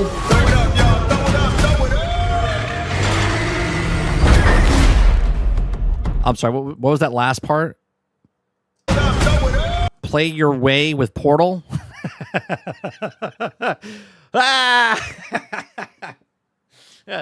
No, you can't play your way with Portal.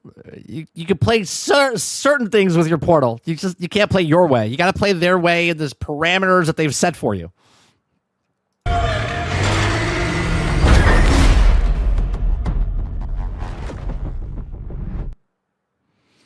All right, so there you go. We will not be playing BR on this channel at all. I'm not playing the BR. I'm not going to be playing the Gauntlet. I don't care, because I love Battlefield so much that I don't want to play it, because if I play that it sends a signal to them that I'm one more person that's okay with it, and I'm not okay with it. This has completely ruined the, in my opinion, again, it's just my opinion, it's ruined the complete franchise of what Battlefield is. Because everything Battle Royale stands for is the opposite of what Battlefield is. So there you go. But have fun. If you're having fun, have fun. All right. So we go from that, and we're going to watch. We got two content creators here. We're going to watch the bot XP farms are gone, okay? And it's good. Okay, this is from Shorty Index News. Okay, he's got 3,980 subscribers. Okay, I've never watched his stuff before. I was watching a little bit of this, and I said, you know what? I'll watch this on stream. Okay. He's talking about how the Portal XP things are gone, which is good. Okay. But I have more to say on the whole situation, because I think Battlefield could be, or I should say EA, could have a class action lawsuit on their hands, in my opinion. But here we go. Just for the video's content's sake, I don't know. I have a feeling I'm gonna be the person who dies here. There's me and two other people in this thing. It said there was 9. Okay, we got a guy on our team. Is that a real person? I got 50 experience. I don't know what I've done. This is what happens. Oh, you know why? Because they addressed the bot issue. There's no bots anymore. It doesn't backfill with bots. So this is the Portal experience now. It's just an empty map. Just an empty map with 4 people on it. You know what's funnier is, like, the guy that hosts this, right? He's probably sitting there thinking, wow, my XP farm's probably so popular right now. So many people are probably playing on it. Oh, it's probably popping, bro. It's probably popping. Yo, these are the biggest fucking garbage cans I've ever seen. There's no one here. Go, go, go, go, go, go, show the news. Go, go, go, go, go, go, go, go, go, go, go, go, go, show the news. Hello, everybody. All the links are in the description down below. So if you want to go to his channel, give it a like, give it a sub, check out his stuff. Welcome to the video. I'm not trying to sound dramatic or anything, but PvE in Battlefield is dead. It's done. You cannot play it anymore. It's over. There is no reason to play PvE whatsoever because EA and DICE have taken it away from you. And I'm sorry, but that crosses the line when it comes to Battlefield 6. We paid for Portal to be able to use PvE modes, and, well, actually nothing's changed except for the fact that you can't exploit the PvE portal. Well, first, okay, before, I know he's being very, very facetious and whatnot, right? Over dramatic on purpose. But people did buy the game because they're like, because of people's time. Older people probably buy the game because they're like, oh, I can play the game, and then when I'm not playing with my friends, I can level up stuff inside of XP. Now, are there people that are going to take advantage of the XP farm? Yes. I talked about it months and months ahead of time. I was like, Portal is going to have a bunch of people that just make XP farms inside the thing, level up to extreme, okay, and then go back into the regular game and own people because they have things that are way higher now or better guns because they unlocked it, even though they actually didn't play the game, okay? And this is why I didn't like Portal. I was like, Portal breaks what Battlefield is, because Battlefield, you should just play the game. And as you play the game, you just unlock stuff and you play things. So if you see a level 50 or you see a level 60, they didn't XP farm. They just played the game. But that's all gone now. Portal modes in order to be able to gain advantages in multiplayer. But some people would have you think that that was the only reason they went in there. They went in there with the good intentions to just grind their guns. And so there's been a massive outcry because Battlefield has been addressing the Portal issue. Yeah, but they're addressing the Portal issue, but they made the issue. Right? So I don't know where he stands. I don't know this content creator. I'm not going like off on him in any way, shape, or form. Right? He looks like he likes. It sounds like he likes Battlefield. Okay, which I understand. But it sounds like you're on the side of EA for diminishing what the XP was, which is cool. But Battlefield is the reason that was the problem to begin with.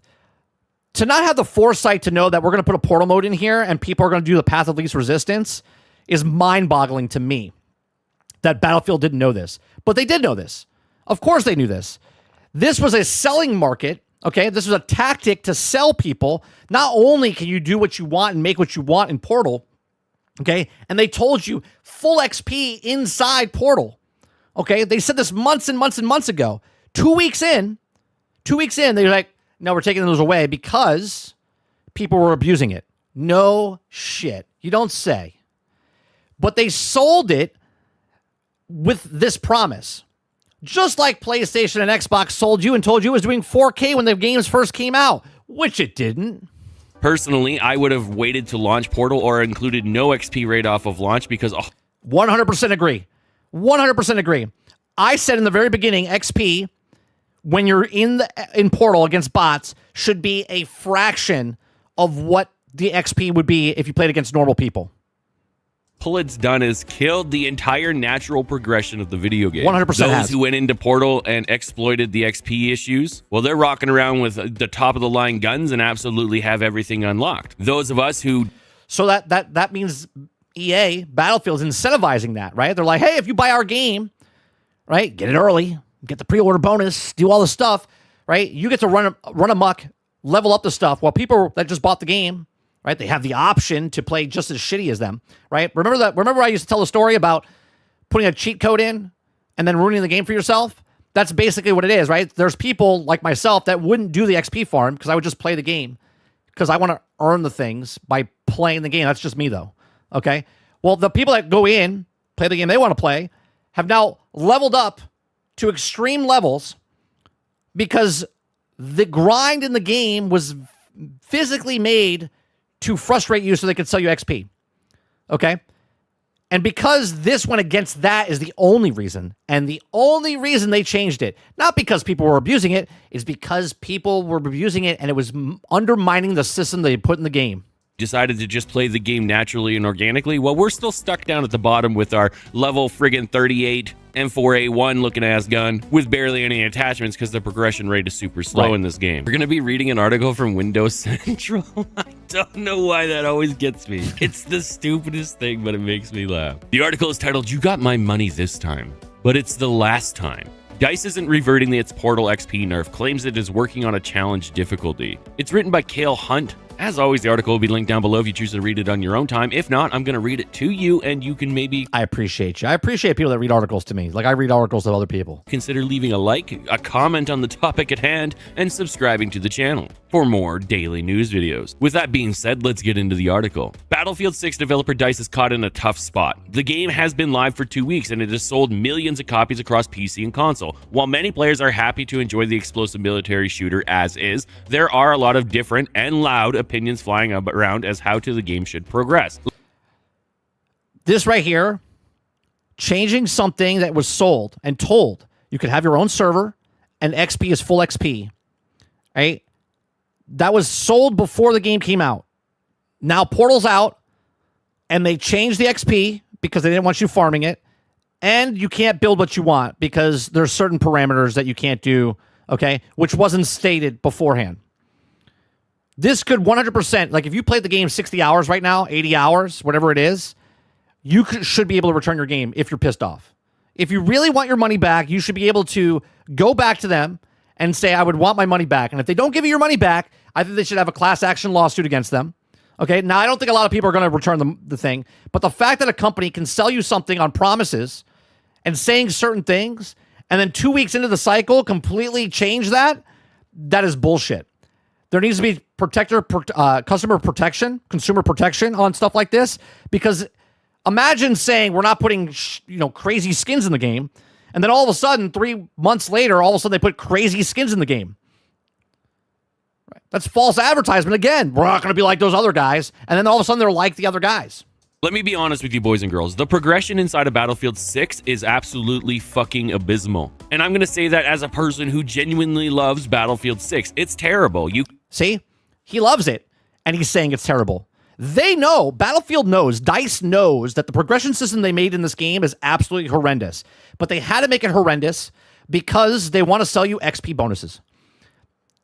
They want you in the grind, so you keep coming back every single day, so you're not playing COD, so you're not playing Arc Raiders, so you're not playing anything else, you're just playing Battlefield. And if you like Battlefield, there's more Battlefield for you, but you're grinding at such a low effort to get this stuff. So people are like, fuck this. I don't want to play this grindy game. I'm going to go to XP farm, make my own XP thing. They told me I could have my own server. They told me I could get the XP full price or full XP, so they did it. And then they're like, sorry, can't do that. Why? Not because it was breaking the servers. No, it was breaking the integrity of what they designed to sell you XP. Can spend hours and hours grinding challenges that have zero end date. Then on top of it, the challenges are usually tied to random people doing random shit for you. An example of this is a current challenge I'm stuck on as medic. I have to get my teammates to get smoke assists, yet every time I throw a smoke, my teammates just leave because they're like, why would you throw a smoke here? I think these are fucking stupid as well, right? But they designed this on purpose. Or other challenges seem virtually impossible, like getting 6,000 repairs on a vehicle in a single match, yet you can repair. Wasn't it 5,000 or 3,000 during the beta? Or wasn't it 6,000? I did it. I did whatever the one was. It was a couple of thousand. I think it was like 3,000 during the beta. Right? And people were just on top of the tank. There was multiple guys on the tank and we were just sitting there. It took like 10 matches to do it. It's stupid. You shouldn't be able to, what I'm trying to say here, you shouldn't be able to do what you're doing. You should just incentivize people to do stuff naturally in the game. Not 10 people sit on top of a tank, healing the tank so the tank's invulnerable because everyone's healing it. Because they have to get the vehicle thing done. And once they do, nobody else repairs tanks anymore because they're done with that achievement. A tank for the entire match and only get like 2,500. Adding to the frustration is the fact that you level up extremely slowly, you level up your guns extremely slowly, and the fact that double XP tokens count when you're not playing the game. Meaning if you pop that hour tablet and God forbid you have bubbling hot violent diarrhea and you have to leave for a few minutes, well, that counts as that time. You're taking a... See? You take the tablet, get the XP, but then you have to leave. It still counts. It doesn't stop when you shut off the game. Double XP shit. If you pop a 15-minute token and the game decides... The fact that they have 15-minute, 30-minute, hour tokens, get the fuck out of here. To do that weird thing where it takes 5 minutes to load into a match and then populates it with bots, well, guess what? Now you got 10 minutes left. The grind is exceptionally bad. But some of us have an integrity and we've just kept going with... I mean, the fact that you play in the game because you... And I get it. I want to play Battlefield. I love Battlefield. But this is not it. Playing tokens to get double XP because you designed the game to be minuscule XP bonuses, and the only way you get normal XP is to get tokens or whatnot if it's unlocked by free or paying for the actual things, is absolutely stupid. Naturally, and other people have gone to Portal to be able to exploit the XP gain over there. To which, as a person who didn't go do that, I look upon you with disdain. But secretly behind that disdainful Sure. Look, in Destiny 1, people would farm all 3 characters the same. You could make a Titan, you could make a Warlock, you could make a Hunter. Some people just made one character. and they farmed that character and they got their dailies. Okay. Other people made 3 hunters, 3 titans, or 3 warlocks, and they would do every day 3 times. They would log in with their first guy, do the dailies. Do the second time, do the dailies. Do the third guy, do the dailies. That way you got 3 times the thing, and you can share it amongst the rest. Someone that's only playing 1 hunter or 1 titan or 1 warlock is like, oh, that's unfair. It's the way the fucking game was made. People are going to exploit the system because that's the way it was designed. I kind of wish I'd... Again, Bungie fixed it because they're like, wait a minute, they're leveling up too fast. They're getting stuff way too quick. We can't have that. You can only have 1 of each character because it broke the design of the game, just like Portal is. Done it too. Why do I have to play games organically and not try to exploit them in any way? The article continues. One particular sticky point has to do with Battlefield 6's Portal segment. Portal is designed in theory to allow players to realize their Battlefield dreams on custom servers. While that's indeed still happening in some less frequented corners of the Portal, the past 2 weeks have mainly seen a glut of XP farms full of dummy bots who are happy to take a bullet to help your soldier progress. And to be honest with you, that's where the issue is. But what pisses me off more about this issue even existing is this issue existed in previous Battlefield titles with Portal. Gamers are like water. They have no backbone. Hey, who said that? Gamers are like water. Path of least resistance. They're going to find the hole. And then they'll just form to whatever container they're put in. They're going to find also the easiest path of resistance. I understand that I'm not a normal gamer as I just play games organically. I don't reverse boost. I don't... I'm with you. Shorty, I'm with you. I play games organically. I don't try to curve the system to get through it faster. I just enjoy what I'm playing. Exploit mechanics. I don't use settings to go and change things up so I can have an easier time, like the fucking loser snipers who are all using the zeroing issue and then claiming it's a setting in the game so they intended it to be this broken. By zeroing the exploit, you mean using the in-game settings? Yeah, that's not the way they're meant to be. Right? Well, I made a knife. Well, the knife is supposed to kill people. Well, or you can spread butter, cut your toast, cut your meat. Stop crying about it. Shut the fuck up, you no-skill piece of shit. You ain't got nothing going for you. You're just a puppet watching the game do all of the actual skill your entire class is based around. Fucking losers. Anyways, back on topic. These Portal XP bot farms existed in previous titles before this, as when you make a game that is overly grindy, gamers are going to then start to seek out ways to make it less... Make the problem, sell the solution. Well, the problem with this is they made the problem and then didn't think about the solution. They're like, wait a minute, we have the solution, which is XP, that we're giving away, selling, or grinding for to get the XP bonuses. But we didn't know our Portal broke that. Well, now we do. Sorry. Grindy. Especially when we can all tell that this is definitely manufactured to sell us something down the line. So obviously gamers are going to try to get ahead of that skill curve as fast as possible. Plus, usually in first-person shooters, the guns you unlock later are usually pretty overpowered, as we're starting to see now. You can run around the map and see who didn't and did go to Portal based off of the gun that they are using. But don't worry, these people are now going to claim that they are PvE enjoyers, and that's why they were there, man. Sure, they built the entire map so the bots spawn in one spot and they would just sit. All you had to do was make Portal a fraction of the XP. That's it. So if someone wanted to sit there, they have to do it 4 times more just to get the same XP you would get if you just played a normal match.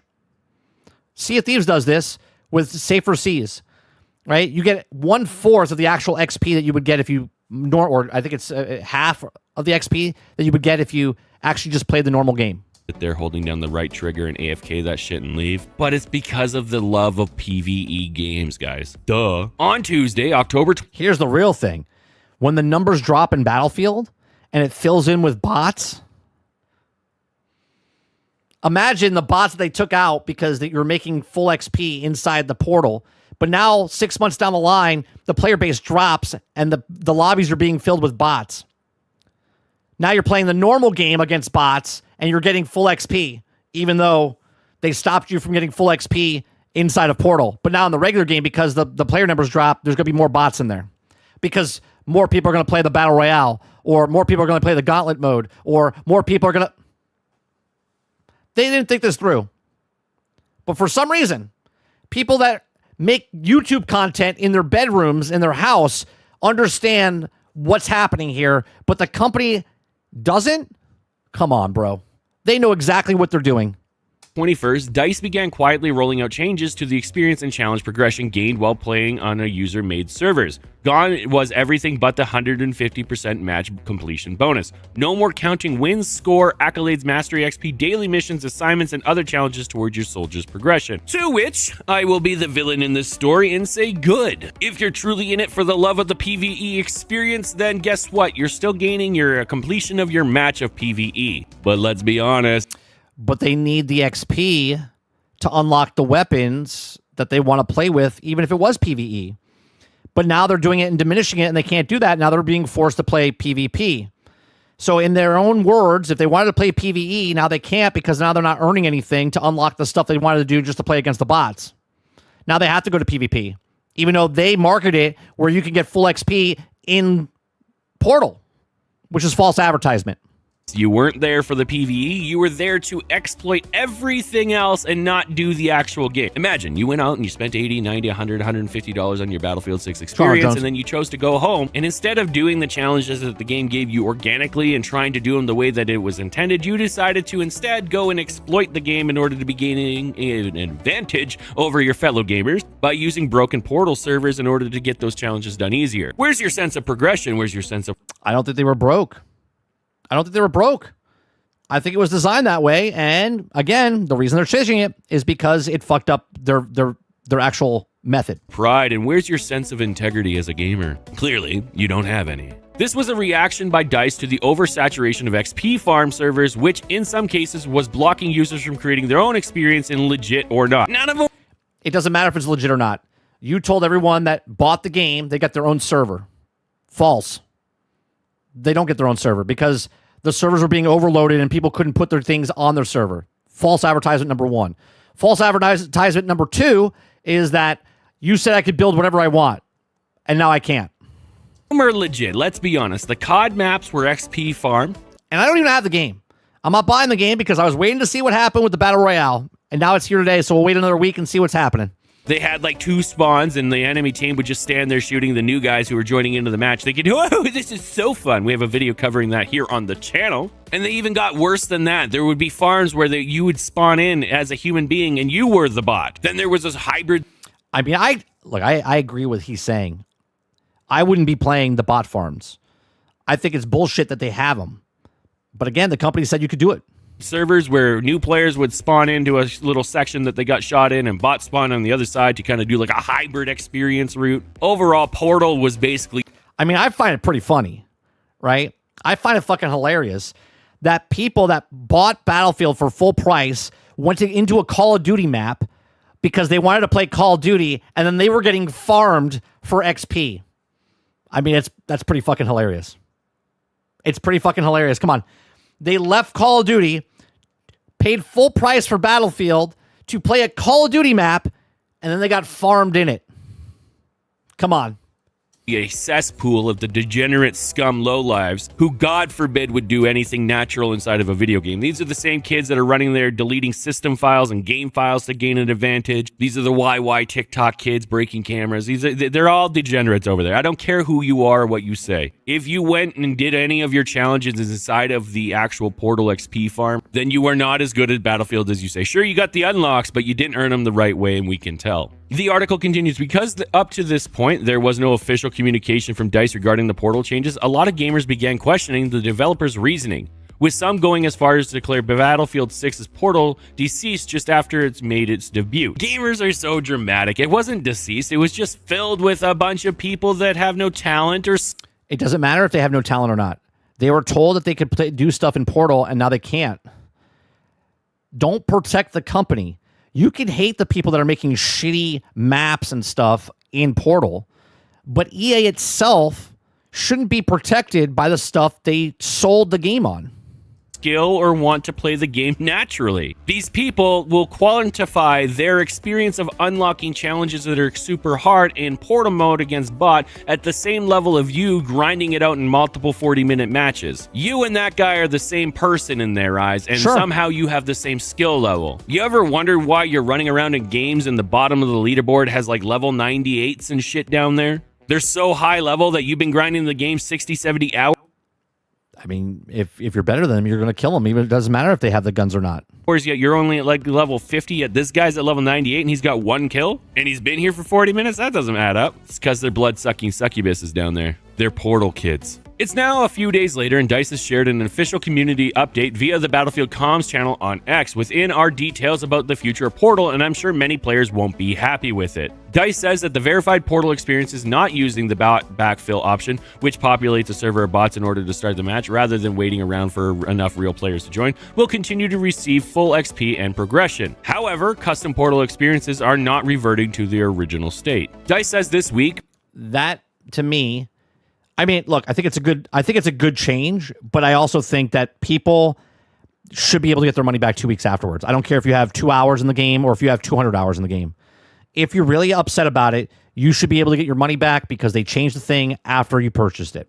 Portal changes have already caused a decline in PvE servers, while at the same time PvP servers are becoming more common. I guess that's a win of sorts. I'm going to hit you guys with a hot... I mean, sure. I mean, I agree. I would like to play the PvP in Portal and not go through the garbage trash chute of all of these other maps trying to find the one good map that's actually good that someone made in Portal. Pocket take right here. Like a hot pocket fresh out of the microwave when it's nuclear reactor hot on the outside. Yeah, that levels of hot. If the challenges are supposed to be done and designed around PvP, player versus player, then those challenges should have to be completed against player versus player. I mean, technically, they designed it to just do it in the game. It wasn't PvP or PvE. It was just make it in the game. Because now, again, this is a EA problem, not a person that made the thing in the Portal problem. You have created a problem, DICE, that anybody who gets the game... Okay, so he said it. Yeah. EA made the problem. Here, let me rewind. Designed around PvP, player versus player, then those challenges should have to be completed against player versus player. Because now you have created a problem, DICE, that anybody who gets the game after the point of which you have reverted the changes to the XP farms, any players who did not use the XP farm exploit, let's call it, and any people who now they have a disadvantage. Who buy the game after this point are going to have a massive grind ahead of them simply by playing your game naturally or organically. EA is okay with that, though, because that's why they put the XP bonuses in there. I would almost argue you should go further and revert people who gain massive amounts of experience through I kind of agree, but then they would get massive backlash, and they would get a mass exodus of people that came over. PvE farms. You now have a list of all the servers you shut down. You should also have a list of all the players that played those servers and the amount of experience. He's not wrong there. He's not wrong. They have the data of everybody that did the bot farm. They have every data of what they did and how they leveled up that fast. So he's not wrong. I agree there. That they earned. It's a hot take, I know. But what? I don't think it's a hot take. I agree with you. But if they did that, if it was the loud minority or not, okay, they would get so much shit for reverting the people and wasting their time. Time is time. It doesn't matter if they put 200 hours in or 20 minutes in. They put their time into that mode, which they were told they could do, and then they were told they couldn't do it. Again, this is an EA problem, not a person that made the mode in the Portal problem. What's ended up happening is the entire feel of Battlefield 6 has changed, and the entire natural organic progression of the game has changed drastically. Instead of everybody in the community kind of leveling up together, instead what we have is people that are really high level with really high level guns and every attachment unlocked, shitting on people that didn't go do that. It kind of sucks, and it cheapens the experience of players that are 100% does cheapen the experience, but at the same time, if you don't pay attention to those people because you're not looking at those people, you don't know what they did. If you start looking at the scoreboard and you see level 98, but yet they play like shit, I mean, you'll know, but you're a better player than they are. Finding out these challenges naturally. You get what I'm saying? Because for some reason... You're upset because you put the time in like they did, but you barely have equipment. Again, that's not their problem. That's a Battlefield problem. When I complete my weapon challenges, naturally in-game, PvP style, my challenge and my completion and my achievement is now equated to the same as some dude who stood there and shot that's bots a Battlefield problem. Spawning in a single square. So I personally... That's an EA DICE problem. That's not the guy who cheated the system in Portal. I don't give a fuck if you get absolutely railroaded into the ground by this. DICE also says that it plans to explore potential solutions to address current issues that would allow us to reintroduce bots in the future while continuing to deliver a great player experience. In the meantime, those who enjoyed playing Battlefield 6 against bots and PvE style are out of luck. they will put them back in, and they will be a fraction of the XP. That's what's going to happen. Leads to a couple of major issues. Yeah, crybabies are gonna cry. That's the one major issue. I swear, Dice, I absolutely love going against PvE bots. It makes for a more natural experience. I'm a 56-year-old gamer who definitely enjoys going against PvE only. That's why I made my Portal experience where the bots all spawn on a single square and I get to stand outside of it and hold down right trigger. That's what's super fun, man. You guys laugh, but that's an actual... I mean, he's not wrong. Right? That's why people do it. Comment from an actual person that actually said that. And to be honest with you, that's kind of the same comment that is filling videos that are talking about this. Everybody has an excuse for why they play PvE, yet there's nothing stopping them from playing PvE. They just can't exploit it, yet they cry about it first. But the exploit was in the game because that's the way EA and DICE made it. A lack of bot backfill means that custom verified servers won't ever start a match properly. There are countless thousands of live Portal servers from which to choose, and without some serious planning, getting high-end enough population counts, garbage. Which is required to officially begin the match, without bots is nay impossible. And second, a lot of players simply enjoy PvE experiences more than PvP, and not everyone is playing with bots in order to cash in on easy XP. With no progression, custom servers largely become a lost. I do see a world where people are like, you know, they work 40 hours a week, they come home, maybe their friends are not online, they're like, you know what, I still want to get the XP for today. I'm going to go into a bot lobby, just play a normal game, right? Not sit in a hallway, shoot people, you know what I mean? Sort of like what's happening in Battlefield 2042 anyway, right? And they just want to do like a couple of matches, right? That person's not exploiting anything. They're just playing the game because that's the way they want to play the game. We're broadly generalizing that everyone that's playing Portal is doing the exploits, which is not true. Okay? So the people that actually have a problem with what they did is like, hey, I don't have that much time to play games. I like your game. I want to play your game. My friends are only on during the weekend, but I want to play during the week, and I can't now because it's just not fun because I'm getting my ass kicked in PvP. I just wanted to sit back and play PvE. Again, I'm looking at it from the other opposite side because not everyone that's playing PvE is exploiting. You know, that's like saying everyone in PvP is cheating, which we know is not true. Cause it's laid out by one Reddit user who claims they have since requested a refund. And I think they should get a refund. I think they should get a refund because again, the problem was made by DICE and EA. We're about to see the biggest loser in gaming. My God, bro. Oh my God, guys. What happened to playing games naturally and organically and for the love of But it is naturally and organic because that's the way that EA pitched it. Gaming. I'm over here rocking the first AR with Bloom. I agree with Shorty, by the way. I play like him. I wouldn't exploit in going into the PvE stuff. I would literally just play the game as is and level up, but I would also complain that the leveling up is shit like he did. That can hit the side of a barn, but not the fucking cow I'm shooting at. And I'm just...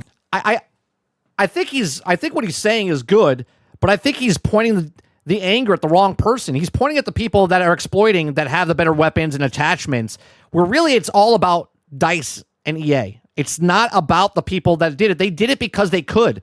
That's because EA allowed them to do it. And then and again, the only reason they're changing it is because it fundamentally fucked up their system where people had to get the double XP and whatnot. Grinding it up. Not because people were doing it, it's because massive amount of people were doing it and they can't sell them the XP. Oh, like I should. Of course, the post is on Reddit because that's where all the crybabies of the internet live. And it's posted by Where's the One Up? Hi, devs. I am a casual solo/co-op against bots. Weird pronouns, but okay.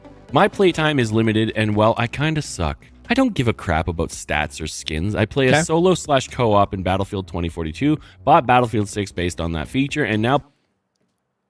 That's the key thing right there, right? It says, I bought it because of the feature. Okay? Bought Battlefield 6 based on that feature. Why would he say of that feature? Because DICE promoted it as a feature, right? So I don't know if he's going to get angry at this person for writing this, but this person writing this, you could say they're a crybaby or not. I don't give a crap about stats or skins. I played solo/co-op in Battlefield 2042, bought Battlefield 6 based on that feature, and now post-launch, they decided to seamlessly phase out the blame in XP farming. Right? So, again, I'm not mad at this person. He's mad at the company because they did a bait and switch.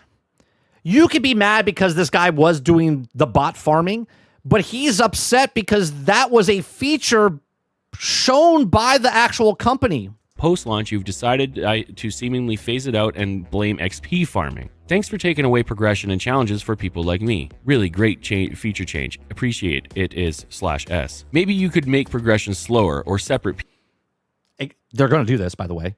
They, mark my words, clip this right now. They will put this back in 3-4 months from now, okay? And progression will be 1/4, 1/2 of whatever it is. All the guys in EA are all in a huddle. How do we stop them from getting it? They're like, well, if Timmy plays for 10 minutes a day, for an hour and a half a day, or it's 8 hours a week, if he does this just against bots, it will equal the exact same amount of time as someone playing in PvP match if they played 10 matches. That's the percentage they'll put back in. This is exactly what's going to happen. Clip it. PvP and PvE. Based on posts and comments, I'm not alone. You got my money this time, but it's the last time. Edit. See, I would refund it. I would refund it.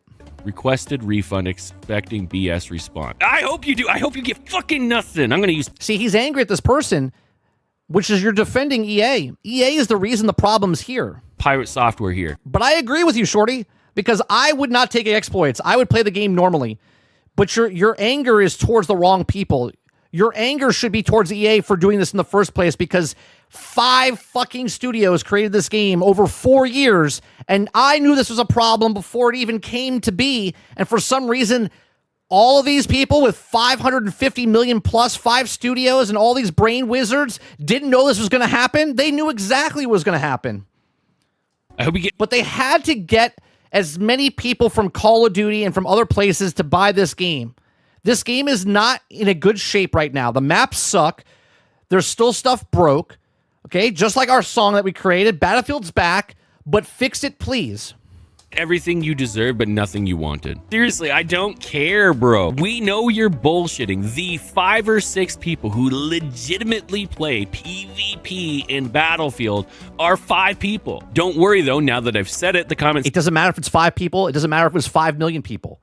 The problem is EA changing it after the fact. Section is going to fill with a whole bunch of PvE enjoyers who bought the PvP title Battlefield 6 in order to play PvE, even while simultaneously ignoring all the PvE games that are on the market right now. DICE looked at the analytical data in the background and said, wow.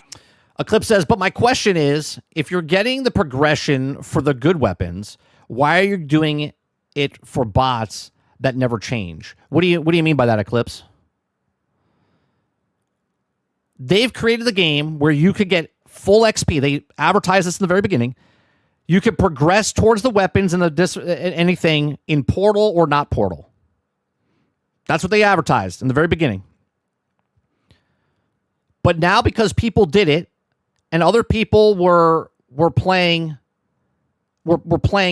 in the thing normally, they're upset at the people that were, messing with the system, which DICE put in the game. There's a lot of people that are just simply using XP farms, and they addressed that issue because it was destroying the balance of the PvP experience. But they knew it was going to be that way. Come on.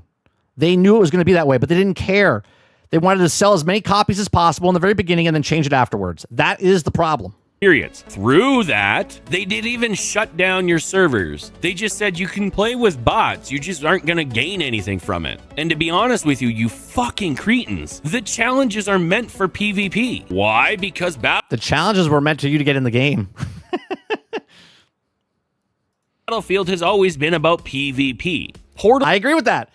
Battlefield's always been about PvP. Hence why, if you happen to see this, Shorty, after the fact, if you see this, I have plenty of videos talking about how Portal shouldn't be in the game. I didn't like Portal when it came into Battlefield 2042 because of the way they did it, okay? I said Portal will ruin Battlefield. You cannot put this game in. If they were using Portal to make actual other Battlefield games and you can make other Battlefield maps and stuff like that, cool. But because they implemented it terribly in 2042, and now they put it even worse in here, okay, well, making skyscrapers and all this other stuff, I said Portal shouldn't even be in Battlefield because Battlefield is Battlefield. But that's my stance. Only came out in 2042. We cannot pretend like this used to be a massive thing that existed forever. It's not. And nope, not forever. But for the last 4 years, it was shit. And it shouldn't have been in the game of Battlefield. I'm sorry, the community of people that is loading into a full server of 63 bots and just them is not that big, bro. Well, I play with my friends, Shorty. I have 3 other people on my team. My bad, there's 60 bots and 4 dudes running around thinking they're gods at the video game. Don't get me wrong, bots are great for learning against, practicing. I mean, they're actually really hard in Star Wars Battlefront 2 because there's no player base anymore. So if you play co-op there and you put it on the hard difficulty, it's really fun. Against, but you shouldn't be rewarded for fighting something that you can set to easy mode. Personally, I don't give a shit about you and your Portal server. Portal's meant to be this fun experience. Hell, even in the trailer, they showed experiences of like doing the GTA hill climb while shit's flying down at you. You guys put bots into a single square and shoot them and then thought that you were good. See, he's angry at the players. I think his anger is going to the wrong place, though. Again, broken record. It's EA's problem. It's DICE's fault. Not the players that did it. They just did what they wanted to do because they were told they could do it. Ain't feeling bad for you guys losing your shit. A lot of problems DICE is having with Battlefield 6 Portal systems stems from earlier messaging. Some legacy features that Battlefield veterans crave, which I guess now includes server browsers not found in the official side of the game, were glossed over because it was available in Portal. Before launch, many Battlefield players pointed out the fact that Battlefield's 2042 Portal experience didn't deliver as intended and questioned how DICE would make this time different. Well, DICE didn't really change the formula. We're now seeing history repeat itself, and almost in the exact same fashion, Eclipse says, yeah, that's my point. You're getting stuff that's meant for PvP, but they post was saying that is just like to play PvE/co-op. That doesn't matter, Eclipse. Do you understand? If they just wanted to put a PvE mode in the game, and they said it from the very start that PvE got no XP, 0 XP, okay? Then you could just play the PvE and there's no harm, no foul, right? Because the game came out, you knew ahead of time that the PvE mode against bots got you 0 XP. Okay? No problem. But that's not what DICE and EA did. DICE and EA said that full XP. Why? Why did they say that? Because they knew that people would do the bot farms. They knew people would do the stuff to get people in. They said that Portal, you could build what you want, full XP with your own server. Okay? They marketed that way. They said it that way. And yet, you can't defend them and say, well, if you shouldn't be able to unlock these guns in PvE. Nope. That's what Battlefield said. Battlefield said you could unlock full XP. There'd be no reason for XP in Portal, okay? There'd be no reason for XP in Portal to unlock this stuff. If it was just PvE you wanted to play, sort of like Star Wars did with co-op and whatnot, that would be it, right? They promoted Portal as you get full XP and you can build what you want.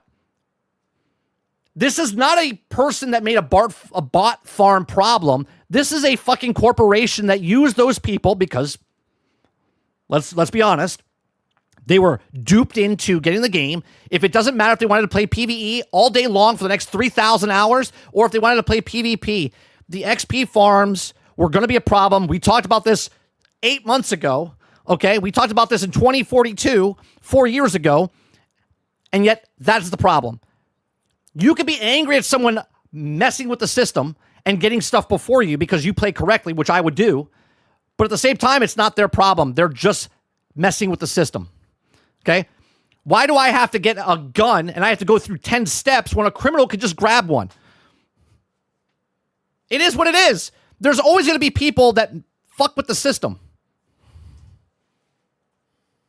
Battlefield 2042's Portal never recovered from the launch issue, and I fear the same will happen to Battlefield 6. It didn't recover because no one wants fucking Portal. That's why it didn't recover. I agree. I don't want Portal. I didn't want Portal. I don't want BR. I just want Battlefield. Saying and alluding to this entire video that the player base that actually goes into Portal mode to play Portal mode is extremely small. Sure, it's fun for a few minutes, but it's not the actual experience that Battlefield players want. So they go over there, they enjoy it for a few minutes, and then they come back. And upon launch, just like in Battlefield 2042, the only reason Portal was popular at all was for XP farming. So now all those people that can't go over there and XP farm are going to go play the regular game with their already exploded and bloated account. But there's still going to be shit at the game. You don't have to worry about those people. Don't get me wrong, Portal could be a great tool. Unless you're on the same team with them. Then they're going to ruin your fucking game. But I think it does need to have 0 ability to gain experience other than match bonus. Once again, hot pocket take, I understand. But no, I don't think it's a hot pocket take. I think it's the way it should have been in the very beginning. It should have been that way in the very beginning. Truthfully, I think that that's the way it needs to be done. Because right now, the Portal experience is watered down, diluted, and completely and utterly a murky mess due to the degenerates of the PvP section just needing to find easier ways to unlock things. Because once again, I love how he says degenerate as he's teabagging somebody. forbid we play a game. He's probably teabagging them because he sees their level and they suck because he thinks that they probably did they did the bot farming thing. Naturally. I've been loving the community crying over the fact that the XP farms have been removed, and now they've switched over to like, oh, the challenges are too hard because X, Y, or Z. The challenges are too hard, right? The challenges are too hard because they've been designed that way to make you grind and to get the XP bonuses so you get up faster in XP overall, and the grind is there purposefully. Again, this is a EA DICE problem, not the people trying to manipulate and get around the grind. Bitch, you didn't even try to do them. You just went straight to Portal. You haven't even tried to go and do 15 matches in a day that are 40 minutes long and get your repairs done. You just went to Portal. You haven't even tried to get your teammates to fucking shoot through smoke. You just went to Portal. You haven't tried to get 35 kills in escalation on a single point inside of the game because for some reason the developer decided that that would be the best challenge to do when you cannot control whether or not 35 people even go to that point. But you don't know that challenge exists because you went to fucking Portal. Nope, they knew the challenge was there. And they looked at it and said, fuck that shit, I'm going to do that in Portal. Your opinion doesn't matter here. I think this is a good move by DICE. I think it's a good move by EA because what has happened due to Portal is the natural progression. The way that I think they should get sued. I think a class action lawsuit should happen because they changed the thing after they sold it as one thing to another. Game launches and the way the community grows with each other has completely and utterly been kiboshed within 2 weeks. You have people that have unlocked everything in 2 weeks, and you have people that are struggling to finish one gun because of the way the game is balanced. You have people that have unlocked every single attachment in the game, and it just sounds like you're upset at because people fucked the system. You're upset because people fucked the system and you didn't do it, which mad respect, because I'm the same way. I would not do the system. Right, I wouldn't do the Portal stuff because I would just play the game. But you're angry at the wrong people. You should be angry at EA and DICE because this shit shouldn't even be in the game to begin with. You have people that are working on the same gun they got at launch because guess what? The progression is completely and utterly unbalanced. Now what's ended up happening is the matches are completely and utterly unbalanced because people have things that haven't been tested or balanced properly because they went to Portal. Adding to the frustration is the massive balancing issues that are now exploitable even further by these people who went to Portal and have a million. The people that went to Portal are not the problem. Again, the people that went to the system that was created in the game is not the problem. The problem is the actual company that put the problem in the game. Attachments like SMGs being laser beam snipers from across the map. You have loser snipers who have now unlocked really high-end snipers, but they go into their settings menu and they hit a button that allows the sniper to do all the work for them. Battlefield's actually kind of turned into a fucking joke. I'm not. Yes, I agree. Battlefield has turned into a fucking joke. Absolutely. That's what you should be mad at. Scared to admit it, the game plays the exact same. The complete and utter progression is completely removed from the game. But one thing has stayed consistent. The Battlefield community cries every single time something changes that makes the game just a little bit harder for them. And it's not about being harder. It's about literally putting the system in there to make it minuscule. The problem is the company. The problem is not the players trying to fuck the people that are like, fuck this shit. I'm tired of grinding myself in these games. Respect my time. So instead of playing 8 games and you move up 1 level, they said, I'm going to play 10 games in Portal, shoot into a fucking hole in the wall, level up super fast, and then go play 1 hour with my friends with leveled up guns. They're actually smarter because they knew what was happening with Battlefield, and they said, I'm not playing that way. Fuck them and their grind. I'm going to outgrind them by doing it this way. It was in the game.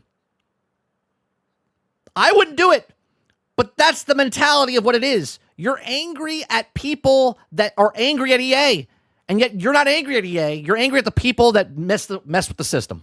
anyways, ladies and gentlemen, That was meant to be in the game because that's the way they promoted it, and that's the way they sold it. It's a good video. Go check out Shorty Index News. YouTube. Links in the description down below. I don't think we have enough time to watch the other one because we stream a little bit. Let's see. I won't have time to eat.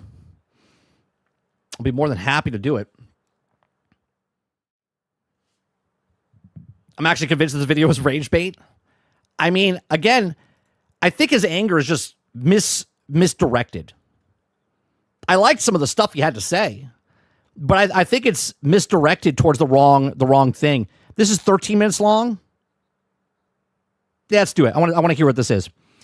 This next video is called Arc Raider Has a Streamer Problem. All right. Arc Raiders has a streamer problem. Okay. Links in the description down below. The content creator for this one is the Spud Hunter. He's got 48,700 subscribers. Link in the description down below. Give it a like. Give it a subscribe.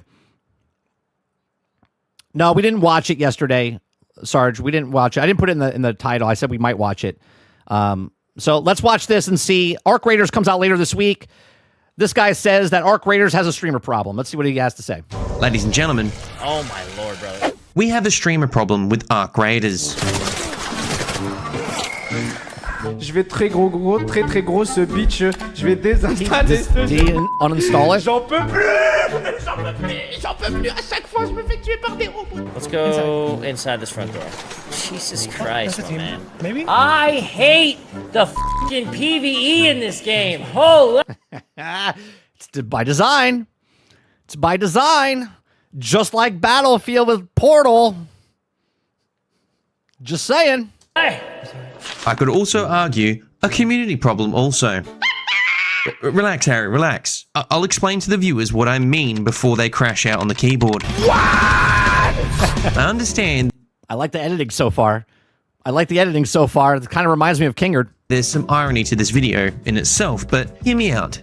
I think people are approaching Arc Raiders with the wrong mindset. This isn't your typical AAA release of the year, and you're going to need to learn to deal with it.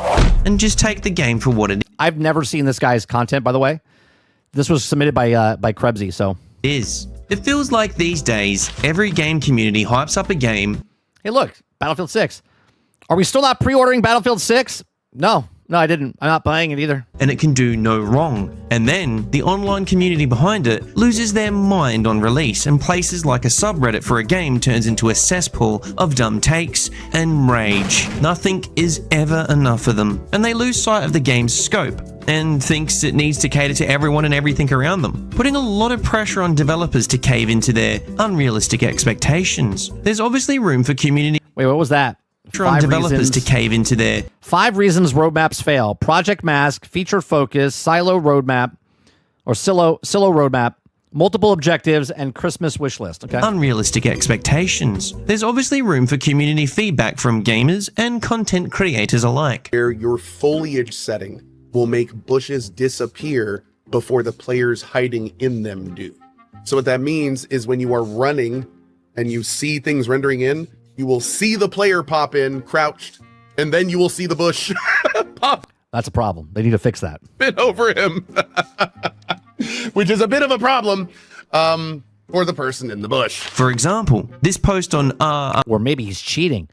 Maybe he lowered the graphics on purpose so he can see you from a farther distance so they can get an advantage over you. Arc Raiders is genius. It essentially suggests the tumbleweeds we get jump scared by around the map has a chance to be one of those mechanical headcrabs. Brilliant. It makes sense in the game, it's been thought out, works mechanically, it's worth a post. That would suck if the hay bales, the tumbleweeds that are running through, all of a sudden it's a robot that looks like a tumbleweed. Oh my God. Nobody times I jumped. And then you'll get those peanuts posting the game needs to have a ranked mode or hosted tournaments. There's the door. Please, I insist. It takes you straight to every other multiplayer game in the business. One of my biggest concerns is seeing supposed professional gamers, aka streamers, who should know. Well, no, there's a difference. Professional gamers and streamers are two different things. There's someone that plays games for a living, and then there's people that make a living off of games, right? There's a difference, right? Someone that goes to tournaments and really good at the game is a pro gamer.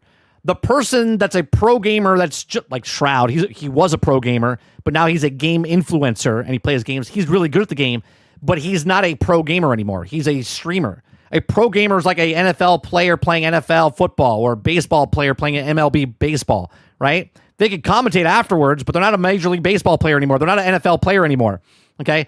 So the people that play video games for a living, where they comment and play and give you your thoughts and opinions, and the people that actually play it where they're hardcore and they make lots of money off of it. Better by now, absolutely crash out over failing to adapt to the game. You gotta be kidding me, brother. Like, dude. Another one. What is this? That's how people feel when you play PvE and a PvP person comes after them. It's exactly how they react to him reacting to PvE. What did I do there? You guys are gonna have to leave without me. I'm not making this. I'm not making this. I'm dead. I'm dead. I have a defib. We'll put a rent to him, defib him, and we run back here. Calling elevator. How are you finding this game? Listen, man, I'm trying to keep things positive today, so I'm not even gonna comment on what the I think. We're just here to play it. Not everything. See, there's a difference. Just playing and playing professionally are two different things. Has to play like another run-of-the-mill battle royale. Either play the game to its strengths or move on. No form of media or art is exempt from criticism, but it's just bizarre to me that I see so many gamers come to a unique game like this and expect it to play like Call of Duty or whatever the hell they're... Here's the thing. You can play a game however you want to play a game. If someone wants to play Arc Raiders, and they come into Arc Raiders and they want to take fucking scenery photography, okay, cool. But if that person gets upset while they're taking photography or screenshots that they're getting killed in a PvP game, that's another level, right? If the person's taking photography, they're playing the game how they want to play. But if that person is upset at people killing them in a PvP game because they're trying to take photography, that's fucking next level. Do you understand what I'm saying? You can play the game however you want. There's not a right or wrong way to play a game, but you can't bitch about something when it's in the actual game. PvE is in the game. PvP is in the game. If you don't like PvE and you're a PvP player and you don't like the PvE that's in the game and you're a PvE player and don't like that there's PvP in the game, guess what? Don't play the game then. Cooked up in their imagination of what the perfect game is. And of course, we all know the perfect game is Daddy Dating Simulator. The problem with suggesting stuff like make a PvE only mode or make the Arc bots weaker is, well, it completely gimps what makes the game unique. If someone wants to play PvE and the developers add a PvE mode down the road, that's by design, right? They wanted the broadest audience to come into their game. It was PvE. See, here's the funny part, right? The game was PvE. The developers said it was boring. It wasn't fun. So they made it into a PvPvE. But down the line, if the developers decide to put a PvE in the game, there'll be people that defend it and be like, well, it's stupid that you put it in. That's what it was originally, that they changed it to PvE. But now they're changing it back to PvE. Let's say down the road for a game mode, people will be upset about that. Why? Because PvPers would have less people to fight against because those people would like to just go play PvE. And then that would ruin their game because now they're like, well, now there's less people playing PvP. But if the developer decides to put that in the game, that's because they designed it that way. And they're like, you know what? The majority of people wanted PvE that were playing the game, so let's give a PvE mode. Maybe they put less XP. Maybe you can only do it to a certain level.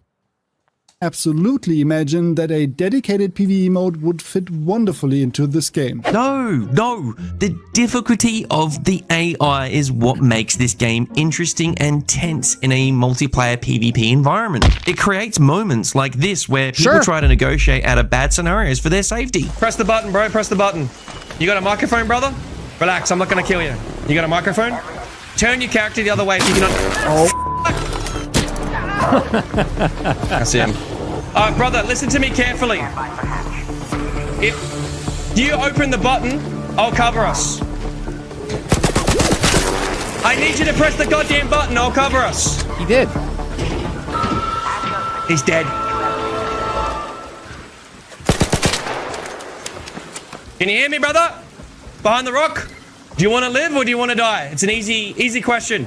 You want to live? All right, press X. This right here is why I like Arc Raiders.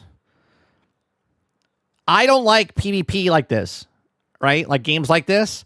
But this interaction and what happens and changes all the time based on who you're playing with or who you meet is fantastic for this particular game. Or H, holster your gun. Right? I got mine holstered. We come out together. Quickly.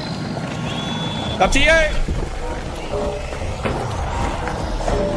Robert Jones says, what a dev interview this morning. Watch the dev interview this morning. He said the bots. What do you mean the bots?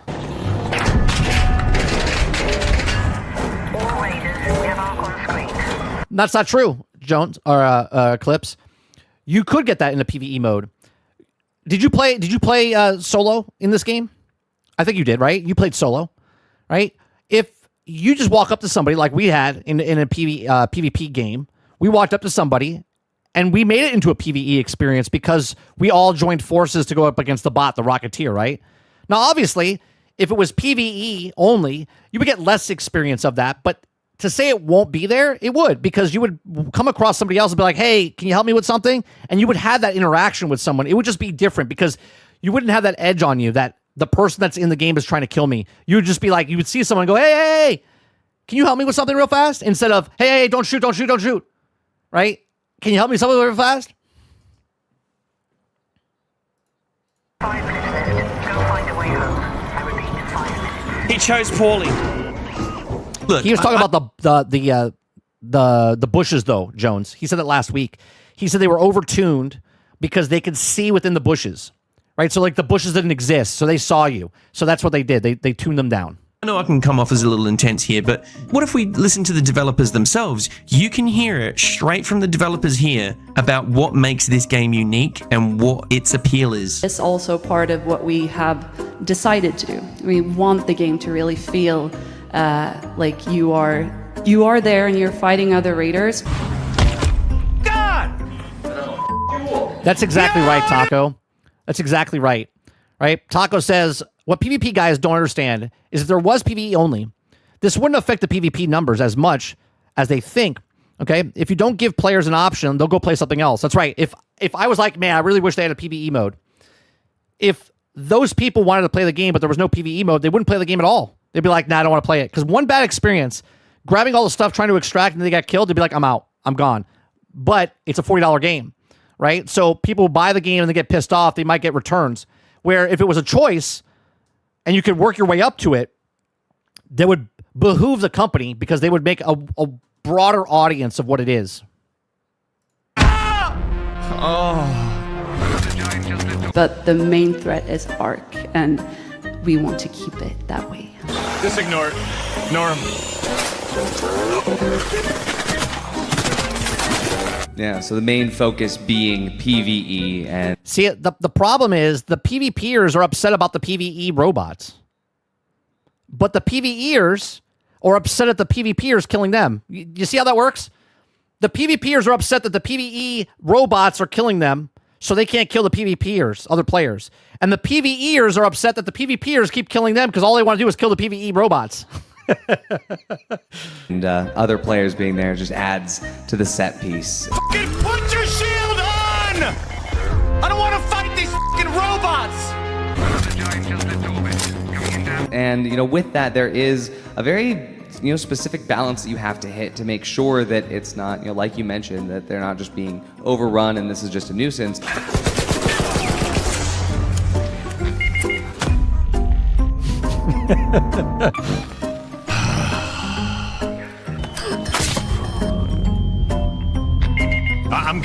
I'm literally getting ready to fucking uninstall the game. I'm literally getting... He's upset because the AI is killing him. Which, again, is the same feeling that the PvEers have when the PvPers come and shit on them. ready to uninstall the game. I don't want to be shooting robots! I'm going to say what they say. Then don't play the game, right? Then don't play the game. Because the game is PvE, PvP. You get this with this. It's what it is, right? So let me get this straight. PvPers are complaining that PvEers just want a PvE mode, but PvPers, They just want a PvP mode?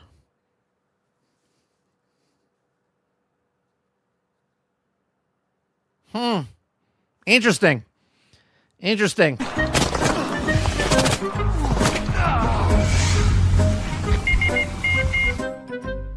Yeah, see, look at the C++ program. It's going like, we cannot attack all the way up there, right? The only bad news about that is you're probably not going to need that type of protection tonight.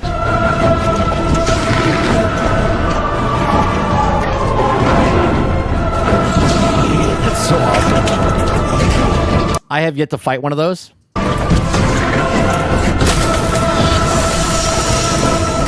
We were about to. We were about to shoot one of those, and then guys attacked us from the right side of us.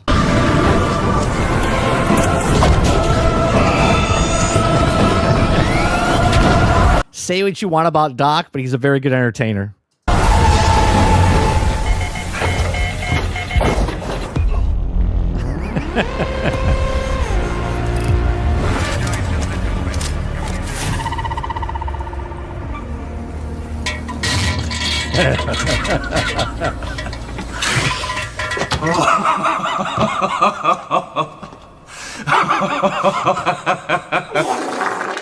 Simply put, deal with it.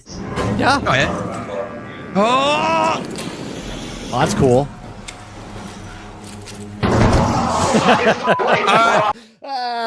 But not as cool. Not as cool. That's me. That's Mr. Luke that jumped down first, and then that's me behind him. I don't think you guys worked out how to do it yet.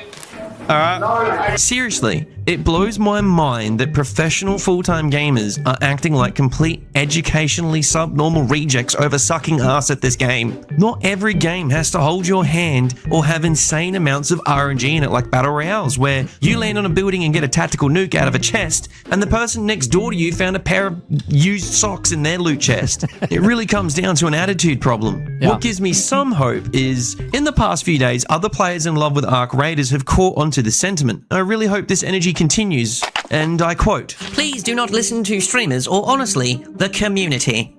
Watching Dr. Disrespect complaining, he really..." I said this last night. Streamers are not ruining video games, okay? I know it's an easy pickings, right? It's easy pickings to say that, well, this streamer, because he has 10,000 people watching him a day, if he says this game sucks, they're gonna fix something. No. I'm a nobody. I'm a nobody on the internet, okay? I have less than 3,000 people watching me, right? Yet when I played Star Wars Outlaws, I told you how bad it was.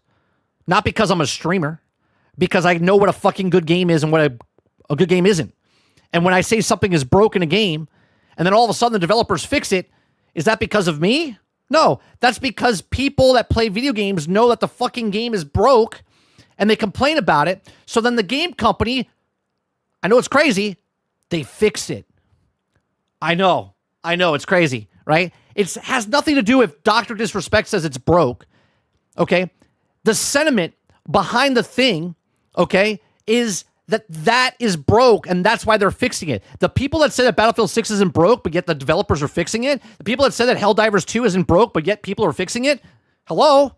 You're full of shit if you say that the game is perfect and there's nothing wrong with it, but yet the developers are fixing it to make it better.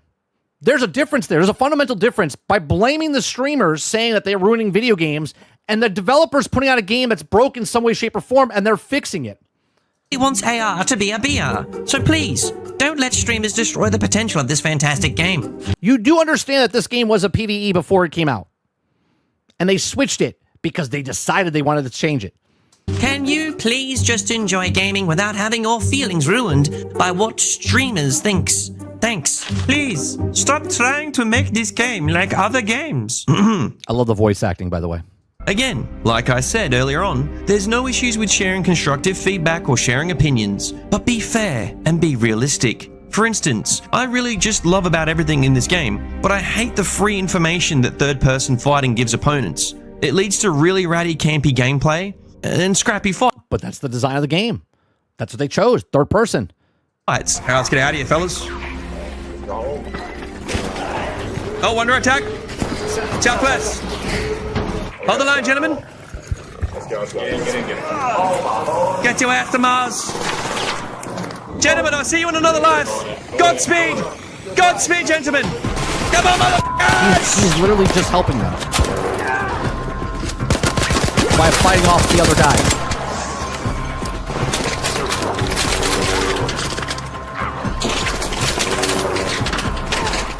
I'm about to get sniped by this other guy.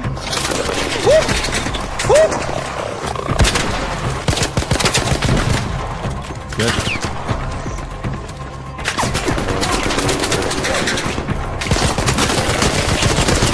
It's 2 guys. 3 guys.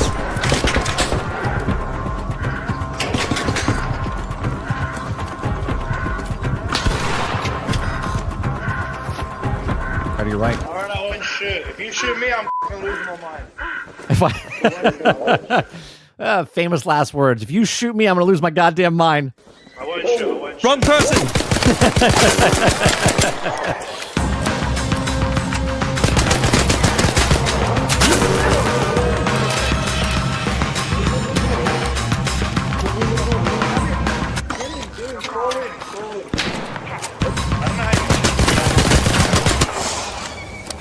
How many guys? How many guys is he downing? Is that 4? Gentlemen, no one gets out alive.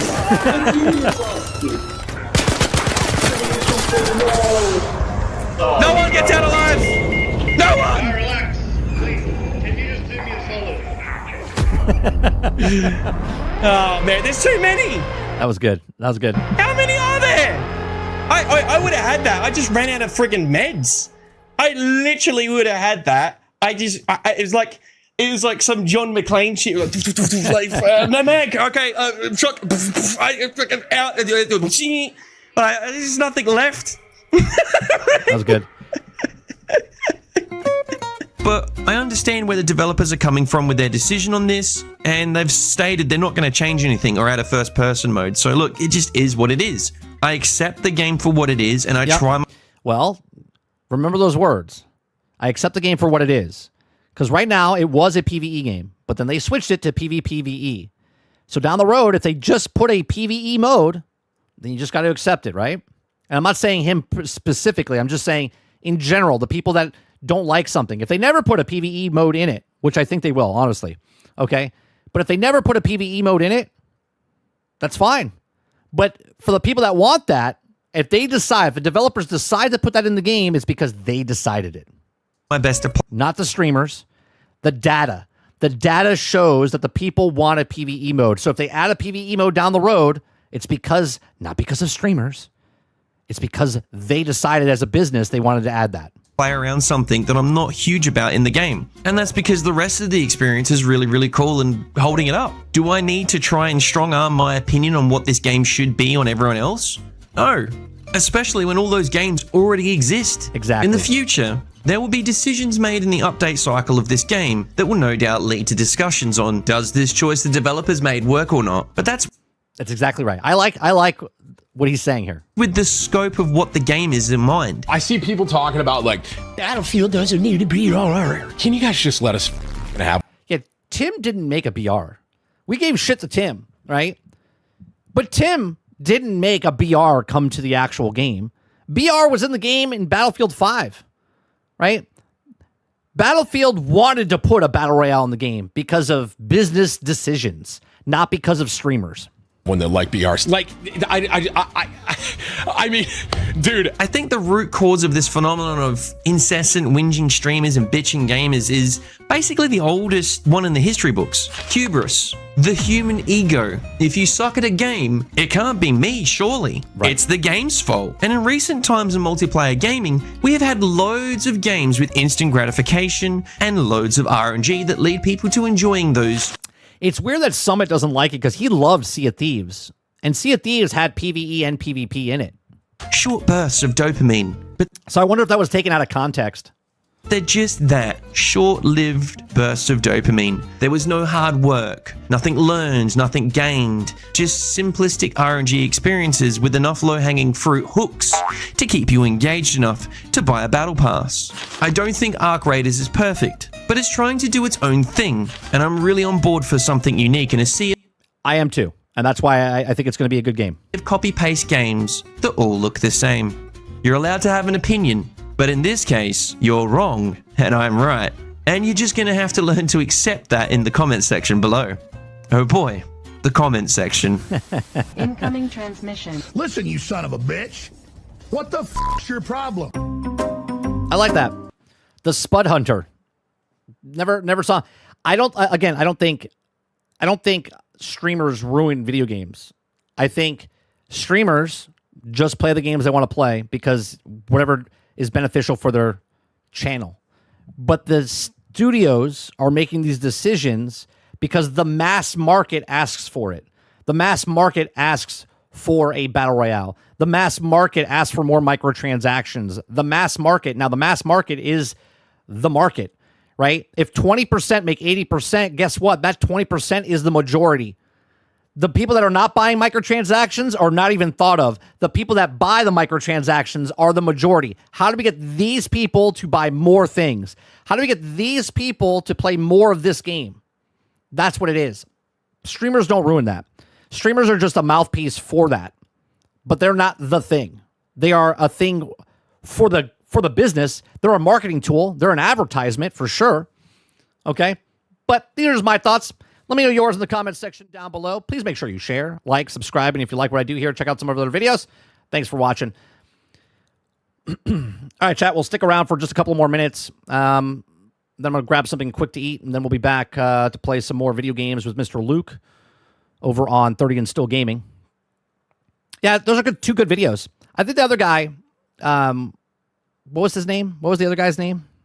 That's terrible. I forgot his name. It's in the description. Is it Spirit? No. Shorty Index News. I thought it was a good video. I think his anger is misplaced though. And then Spud Hunter here, I think that was a good video too. I kind of liked his editing style and whatnot.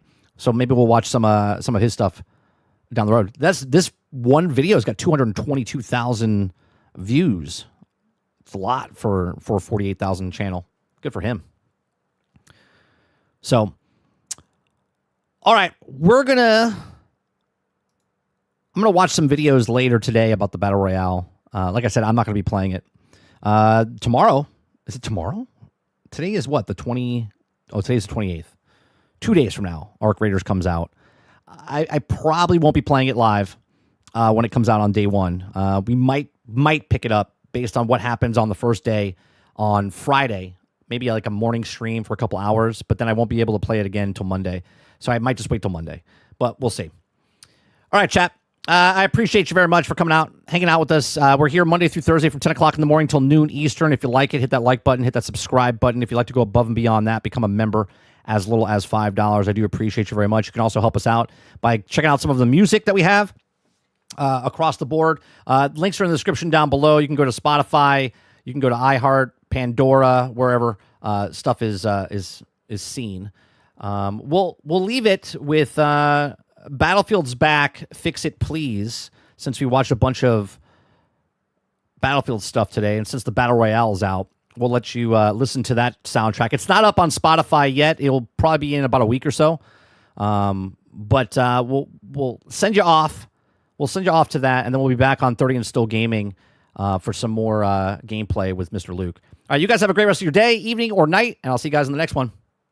Peace.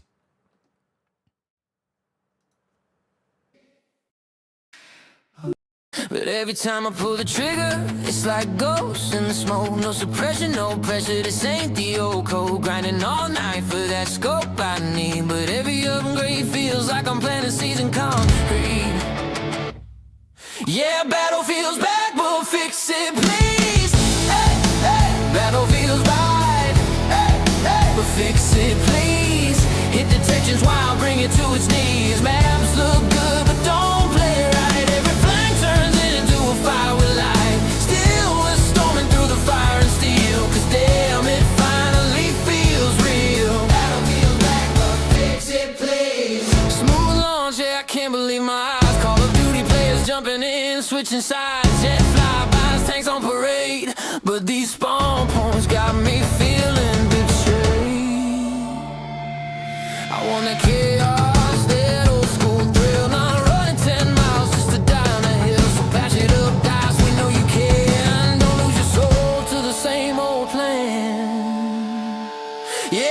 Battlefield's back, but fix it, please.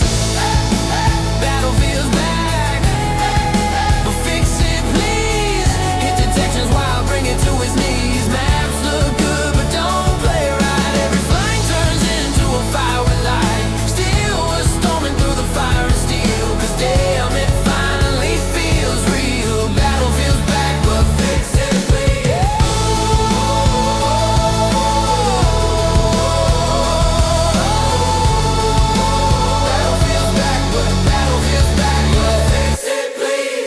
Now they're talking about a BR mode, dropping in hot, another heavy load.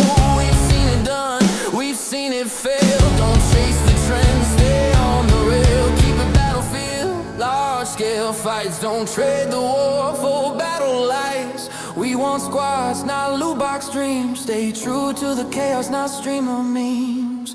From 2D 42 scars we rise. Learn the pain, now we're wise. Portals back, but man it's a chore. Gotta dig through the trash to find the goal we adore. So here's to the soldiers, the fans who stay. Through every bug, every broken grenade. We're back in the fight, yeah we won't leave. Just tighten that spread and let us breathe. Yeah, Battlefield's back, but fix